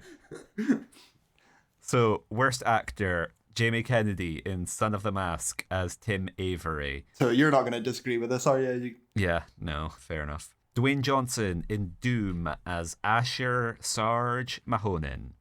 Which... I haven't seen Doom, so I don't know if you have, but this is like a little bit of it. It's not the worst Dwayne Johnson performance. It's not the best. It's kind of typical of this time period where he's still kind of playing the Scorpion King. He hasn't sort of like, I think as he's grown on, I don't think he's got the range or he's grown that much, but he's sort of fitting into his what charisma he can use and stuff. And he's still a bit clunkier back in 2005, but I think this is a bit of a dunk. I don't think he's that bad. Yeah, so most of these movies, I feel like, again, I was probably too old for this, but I feel like most of these movies were like me not being able to sleep, and so just coming downstairs and watching like an hour of like whatever my parents were watching before going back to bed. And so I think I've seen just an hour of Doom without any context. I don't remember sitting down and watching it from beginning to end. So I'd agree from what I saw. It was like, there was a sort of like charming naivete to Dwayne Johnson in that movie because he hadn't yet like refined his movie star persona. He wasn't like the calculated behemoth that he is these days. He was a little bit more raw and a little bit more charismatic. So I agree, not really worthy. But we're going to get me all riled up now because the next nomination is Will Ferrell for Bewitched and Kicking and Screaming. Okay. Have you seen either of those? So my Bewitched experience is very similar to what you were just saying there. I think I half watched it with family when it was on, and the twist of it, the show within a show and all that. I'm aware of it. I can picture it all in my head, so I'm going to half say yes. But I have seen Kicking and Screaming because that is when I went on this little kick for, again, it all ties together, for Jesse Dillon, American Pie 3 director. He directed Kicking and Screaming. And I was curious, the son of Bob, I just want to see what you're doing. You're making this football comedy in America with Will Ferrell. So I've seen Kicking and Screaming, but I can abstain from Bewitched, just half seen it. From what I remember, though, doesn't deserve either nomination. Yeah, same thing. I think Bewitched. I want to say Bewitched came out round about Stranger Than Fiction, but Bewitched. I want to say I did watch Bewitched from beginning to end, and my memory of it was a little bit hazy. So that's actually the only film that I watched slash rewatched in preparation for this. And it 100% stood up. I was like, how Fair. dare you, Mr. Razzie? This is like actually, like, I actually really like this movie. No, Like, fair. this was our WandaVision back in 2005. But, and kicking and screaming, me and my brother, me and my brother watched that movie a little bit after release because it was on DVD. It was 2006 actually, because it was during the World Cup and we were on holiday and we had a little portable DVD player. And we watched Kicking and Screaming, I want to say, about a dozen times. So I can sort of quote you that movie beginning to end. Very I was fair. born a baby, a blank slate, thinking I was in control of my own destiny. Then I met my dad. Those two performances are very closely related in terms of this. For me, I don't much care about Anchorman, to be honest. That's my controversial take. But this for me is peak Will Ferrell when he's like, because at his best, he's like one of cinema's greatest screamers. And Yeah, he's just like 100%. so good at doing that sort of hysterical, like, I am angry. What is going on here? And you can kind of see he's doing almost the same performance in both films. And I really, these are almost two of my favorite performances by him. I really like them. No, very fair. Very fair. Which leads us on to Tom Cruise in War of the Worlds. Okay. Have you seen that? So I have seen it, yeah. I'm not the biggest fan of the film. I can appreciate it, like kind of like with all Spielberg, you can kind of always have some sort of understanding and appreciation for the film, but I'm not the biggest fan of it, nor am I the biggest fan of Tom Cruise in general. Get out. If it's not Cocktail, I mean, we could listen to our episode for our Tom Cruise opinions, but so where was I at? But yeah, like overall though, no, this is a very strange one for me. I don't think it's Razzie Award worthy. I haven't seen War of the Worlds since cinema, but I have really strong memories of it. I went to see it on a Friday. I think it might have been the Friday of release. I had modern studies 6th period, and then I went to the cinema with my aunt, which was kind of a rare occurrence. And we went to see War of the Worlds, and it kind of blew me away, to be honest. It was like such a wild experience watching them like journey through that sort of invasion. I really like that film. Yeah. And I really like Tom Cruise's performance, not least because it has one of my favorite moments of acting in any movie, where Tom Cruise like freaks out and throws a peanut butter sandwich onto a window. He's sort of struggling with like being a single dad while an alien invasion is happening, and he's making like a peanut butter sandwich, and Dakota Johnson says, "I'm allergic to peanut butter," and in a moment of rage he throws it at the glass. And then like there's a good shot where the camera's sort of like outside the window, or it's like it's got his reflection in the window, and the peanut butter is slowly sliding down as Tom Cruise is just like, okay, listen, here's what's going to happen. We're going to grab our coat and our keys, and we're going to get in the car, and we're going to drive. We're just going to drive. So that's my little... That just plays in the back of my... That's my mental screensaver. And then, of course, the winner, it had to be him. Rob Schneider in Juice Bigelow, European Gigolo as Juice Bigelow. Yes. Haven't seen it, but 100% he deserves it every year. You've seen him play the character. I've seen him play Bigelow Juice in the past. So. I've seen him play Juice Bigelow in every fucking thing he's appeared in. But no, like, yeah, no, I'm not. You're not getting any argument from me here. And then we have worst actress, Tara Reid in Alone in the Dark. Yes, I have seen it. I was a big fan of the video games as a kid, and I probably got this. Oh yeah, okay. From when we worked together in Asta. It was a cheap DVD. I assume I paid for it, but let's just leave that there. But anyway, yeah, it's Yui Bowl. Alone in the Dark is fucking dreadful. I like the franchise. I like Christian Slater. I hate this film. And Tara Reid is fucking dreadful in it. And if it wasn't for our eventual winner, I would have been putting her as my candidate for Worst Actress, Then we have Jennifer Lopez, Monster-in-Law. which I've not seen, so no comment. Neither have I. But as we said before, Jennifer Lopez picks up a lot of nominations for the Razzies. So rightly or wrongly, she's one of those people who's just going to get a little bit more scrutiny whenever she does anything. 100%. Hilary Duff in Cheaper by the Dozen 2 and The Perfect Man. So I'm going to say no. I have seen both Cheaper by the Dozens, but they've merged into one film. I'm sure I've seen the second one on a plane, but I don't remember Hilary Duff in it. I don't have any comment, and I've never seen The Perfect Man, so no comment. I thought you were going to say, I've seen both Cheaper by the Dozen 2 and The Perfect Man. Yeah, so I'm the same as you. I've seen both Cheaper by the Dozens, and they have kind of merged into two. I don't think she is a lead in either of the Cheaper by the Dozens. Mm-hmm. When you have an ensemble of a dozen, well, I thought the we person did. who really qualifies as the lead is Steve Martin. Steve Martin or Steve Martin's wife. Yeah, exactly. They're the leads, aren't they? I suspect this might be a bit of category fraud, of they just want to fit her in for The Perfect Man where she is the lead. Then we have Jessica Alba in Fantastic Four and Into the Blue as Sue Storm, Invisible Woman, and Sam. So finally, we've got our Sue Storm nomination. Yeah, finally. Weeks after Fantastic Four. Yeah. Have you seen Fantastic Four? I've seen both of them. Yeah. Yeah. I've seen both Fantastic Fours, but then I was like, oh, I've also seen bits of Into the Blue, I think. Okay, so I've seen Fantastic Four. I've not seen Into the Blue. It's been a while since I've seen Fantastic Four, the 2005 version. And since we've done our episode on Fantastic Four, my memory's gotten a bit scrambled. But I don't think Elba was good in it, from what I remember. But I don't think she was that bad. I think it's not like a Jessica Simpson in Dukes of Hazzard level. It's not a Jenny McCarthy in Dirty Love level. So I understand the nomination, and she might have been utter shit in Into the Blue, which bumped her up a little bit, but I think she is worthy. I thought she was perfectly fine at the time, but now looking back, I'm like, yeah, you're just like nothing.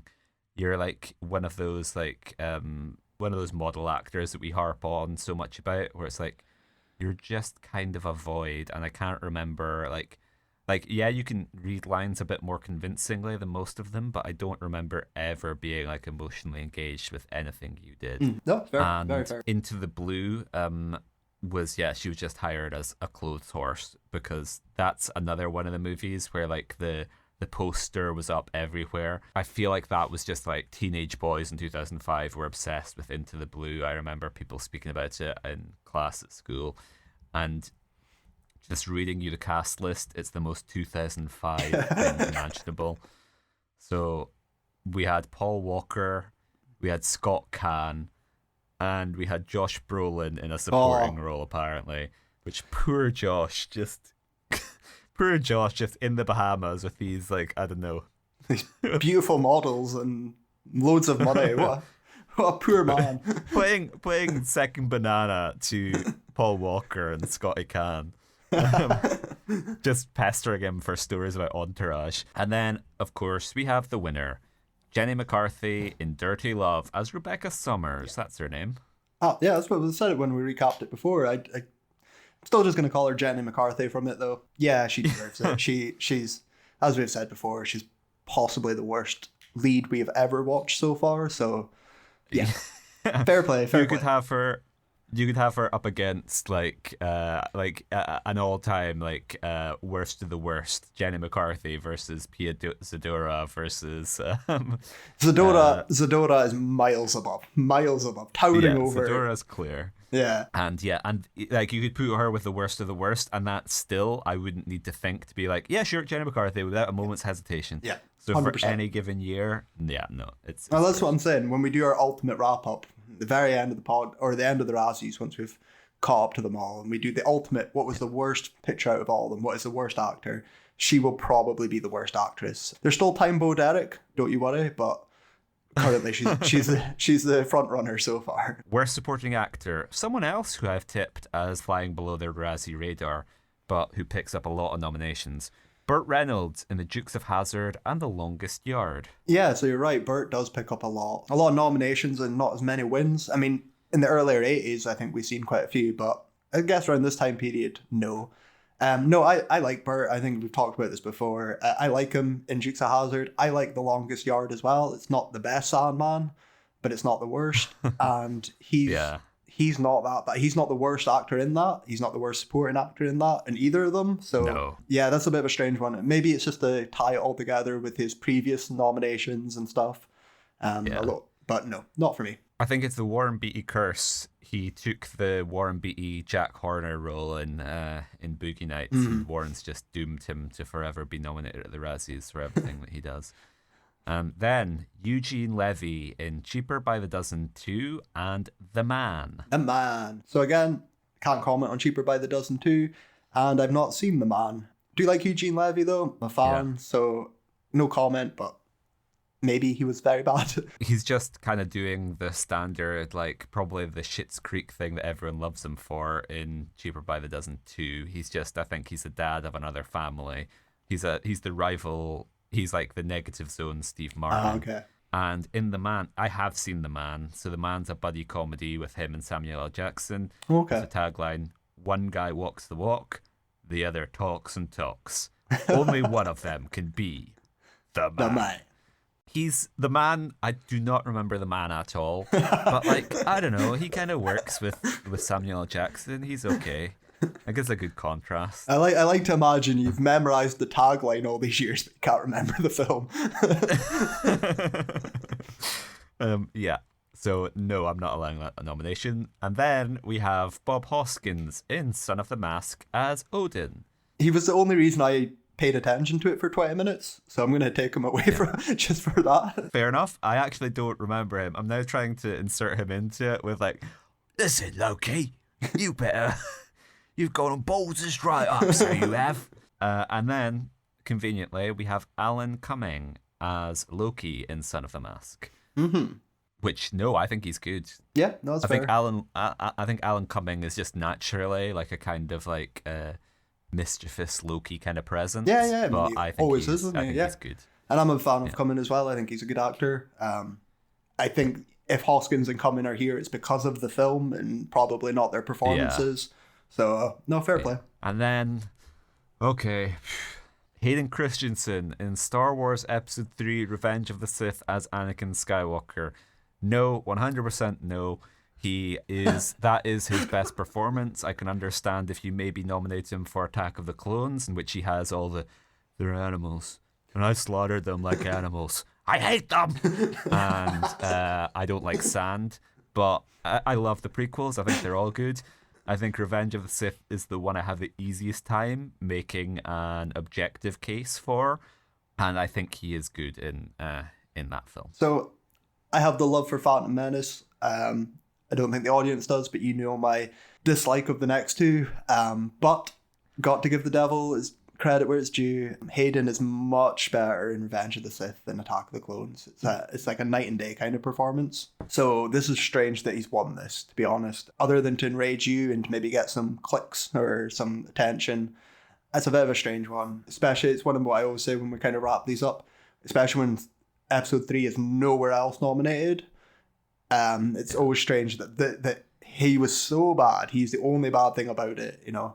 So yeah, no, I don't agree with it at all.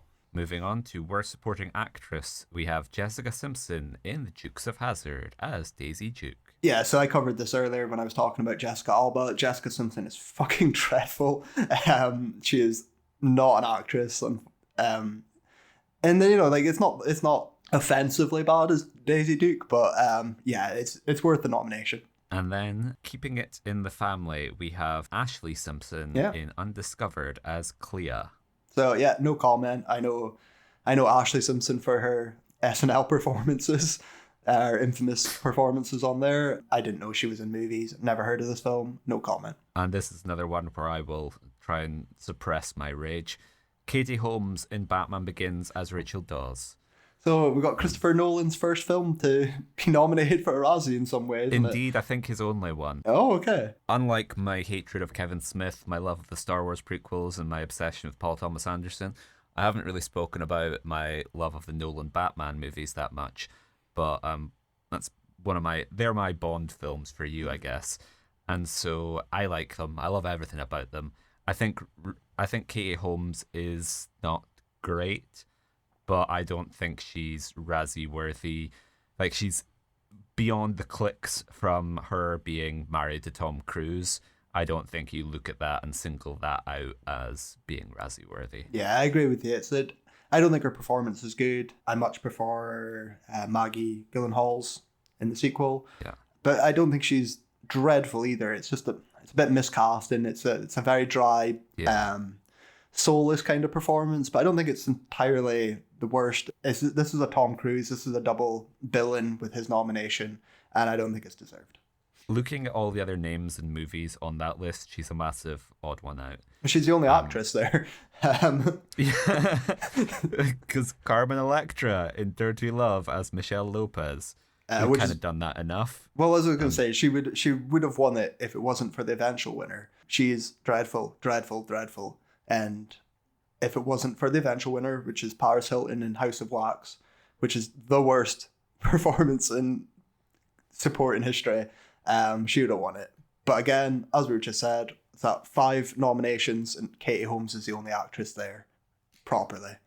Okay, so moving on, our next category, worst screen couple. Jessica Simpson and her Daisy Dukes in Dukes of Hazzard. That's not a real nomination, so we're skipping that. Yeah, Rob Schneider and his diapers in Juice Bigelow, European Gigolo.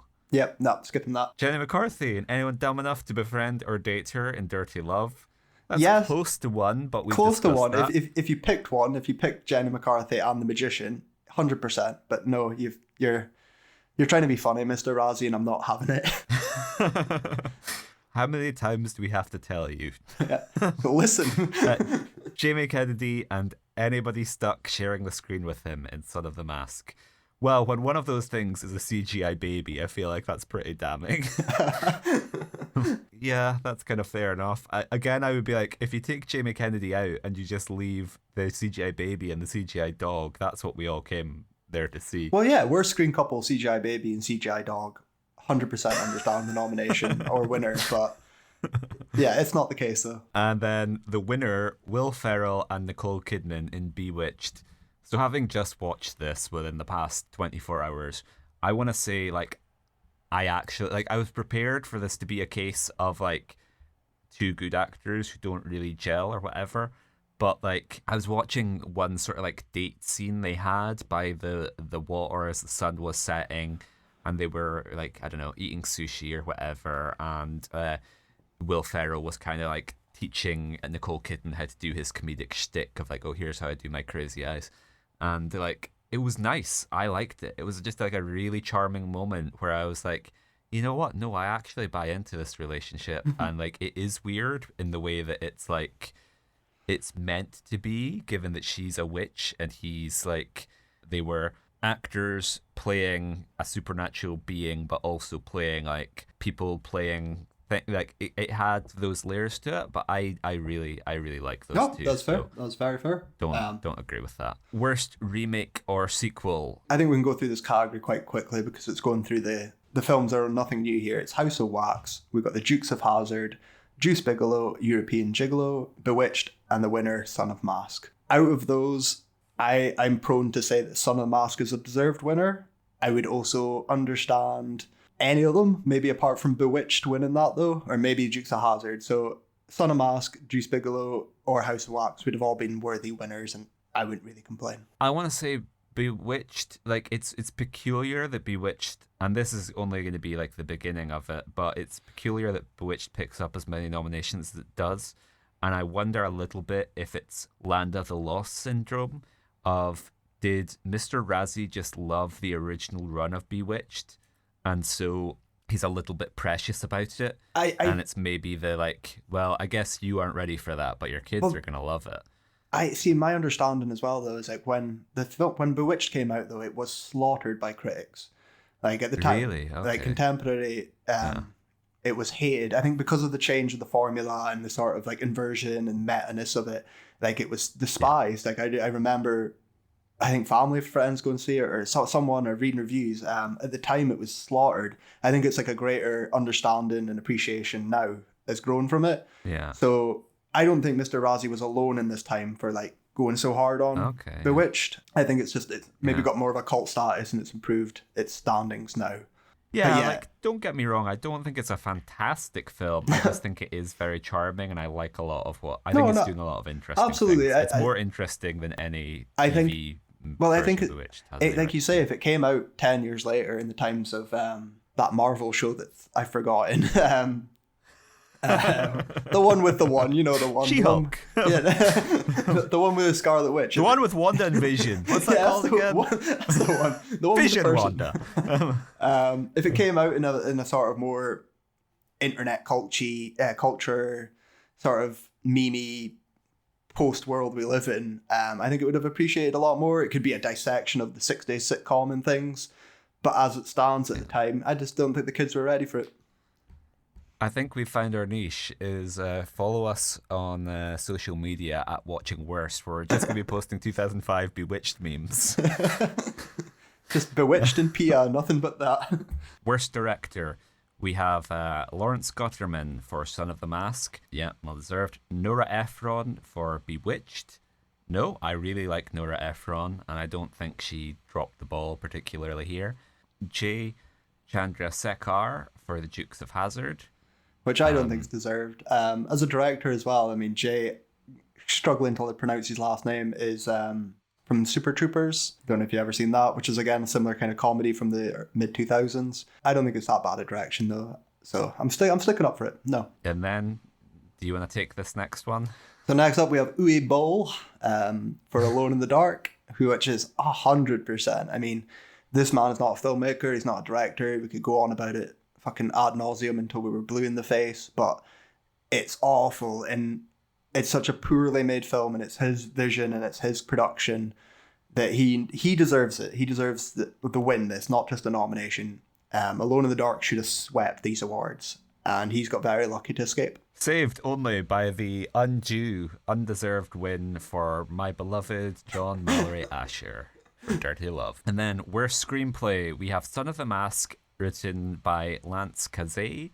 Surprising, really, that Son of the Mask was only written by one person. Yeah, I expect at least 6 writers on that. Yeah, a reflection on where we are now. I feel like in our current IP-heavy climate, no studio exec would let such a weighty piece of IP as The Mask go without being like, no, we need to bring at least 17 ghostwriters onto this. Plus, there's a kind of funny guy on TikTok. He's going to do a pass of the script. Then we have The Dukes of Hazzard, screenplay by John O'Brien. Which, I'm not going to debate this, although I'll defend it in other ways. It's a shit script as well. It isn't a good film, so someone has to get it. Yeah, sorry, John. And then Juice Bigelow, European Gigolo, screenplay by Rob Schneider and David Garrett and Jason Ward. Okay, so before we get on here, Mike Bigelow has escaped nomination for Worst Director, which the film has been nominated in all other aspects. So for Mike to escape nomination, that can only be because he doesn't exist. And Mr. Razzie is privy to some information that we It's don't reinforcing your conspiracy theory, isn't it? Yeah. Or maybe, though, it was well directed and all the other aspects are what were shit about it. Maybe he was the shining light. Maybe Mike he shone Bigelow through. is just like he's an artist and he actually like directed it really well, but it was just such a frustrating experience to watch like his incredible work go unrecognized that he was like, you know what, cinema isn't for me, I'm going to become a sculptor. And then Bewitched, written by Nora Ephron and Delia Ephron and Adam McKay. Oh, I didn't know that. That's new. Yeah. Okay. No, I didn't know Adam was on there. Yeah. No, fair play. Fair play. I think that's a good script. Yeah, because strike that from the list for me. Post Anchorman as well, right? This is post Anchorman. Yeah, fair. And worst screenplay, Dirty Love, written by Jenny McCarthy. Honestly, Adam McKay must be Academy Award winner. Adam McKay must be like absolutely. But I don't know. He'll see the funny side. But just to see like to have Nora Ephron and Adam McKay. Nora Ephron certainly can make an argument for being one of the greatest screenwriters who's ever lived. Invented a genre, and then you're there alongside Jenny McCarthy, an anti-vax like idiot. You're sandwiched together a bunch of sketches. You're sandwiched between Jenny McCarthy and Rob Schneider. How is that not your crowning glory, you know? And that's the beauty of the Razzies, isn't it? Is we have like Hollywood legends alongside just like utter amateurs. Yeah. Okay, and now wrapping things up, we have a peculiar category which I feel like was never to be seen before or since. We have the award for most tiresome tabloid targets. And so this is weird because these are all the same people that the Razzies are punching down on. Like you'll hear when we read through. But it's like, you're participating in this same circus. Like, what's your fucking problem? This fucking infuriates me. This deprives worst original song. My fucking favorite category is gone, right? And instead I get this, like you say, a double punch down, something that dates it so fucking horribly.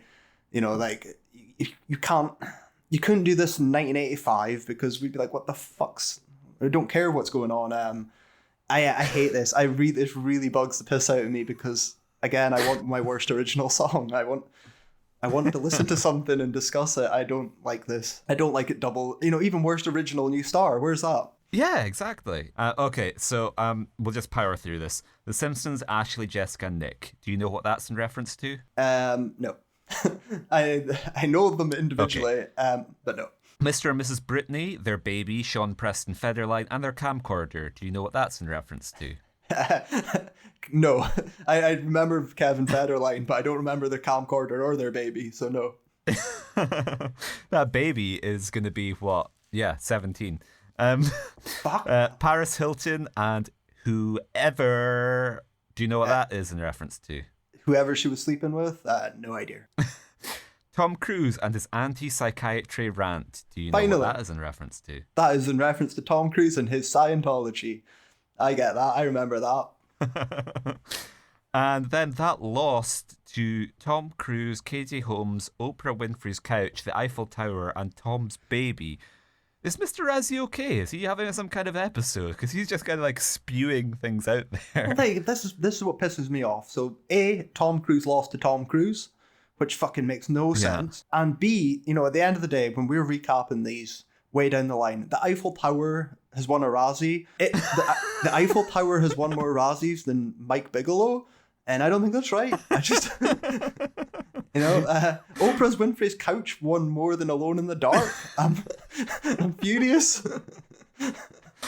Yeah, like in already talking about this, we've kind of given it more time than it deserves, but it's just, I don't know, it's funny just to see for that one moment where I guess it's the precursor to Mr. Razzie finding his identity as like one of those like Krasenstein, like who's the Jeff guy, who's the Eric Clapton guy who replies to Trump on Twitter, Jeff. Yeah, you know the guy who replies to all Trump's tweets. This is a precursor to Mr. Razzie finding his purpose. Is like he's trying to attack tabloid culture, but in doing it, he's also participating in it. Anyway, just a very, very weird time 2005 was. Yeah, very much so. But that concludes this episode and our look through the dirtiest love that any human has experienced before or since. If you enjoyed this episode, then you can follow us on Twitter, Facebook, YouTube, TikTok, Instagram, where we are watching Worst. If you could leave us some reviews of the show, that would be very much appreciated and would help us find a wider audience. And if you want to get in touch, you can contact us on all of the aforementioned platforms, or you can email us at watchingworstfilms@gmail.com. Where, let us know if you know what The Patient Zero was for sort of like 70s TV serials and movie adaptations. Or if hear from you. Or if you've seen Toucan and want to give us a rundown on it so we don't have to watch it. That'd be wonderful. Or indeed, if you are the director of Juice Bigelow, European Gigolo, and you've since been placed into the Witness Relocation Program, we promise that we will redact any relevant information, but we would love to hear about your experiences. So, you can join us next time when we'll be heading off to 2014, which for me anyway feels like the relatively recent past. Yeah, I know. So, Kyle, I don't wish to alarm you, but it's December now, and have you heard there is a war being fought? I've heard about this war. Godless heathens. The godless heathens are taking the Christ out of Christmas. So I heard all about this through Kevin Sorbo, and I got really concerned. And I was hoping there was going to be some failed TV actor from the 80s that could swoop down and just, I don't know, save Christmas. Someone needs to do that. Yeah.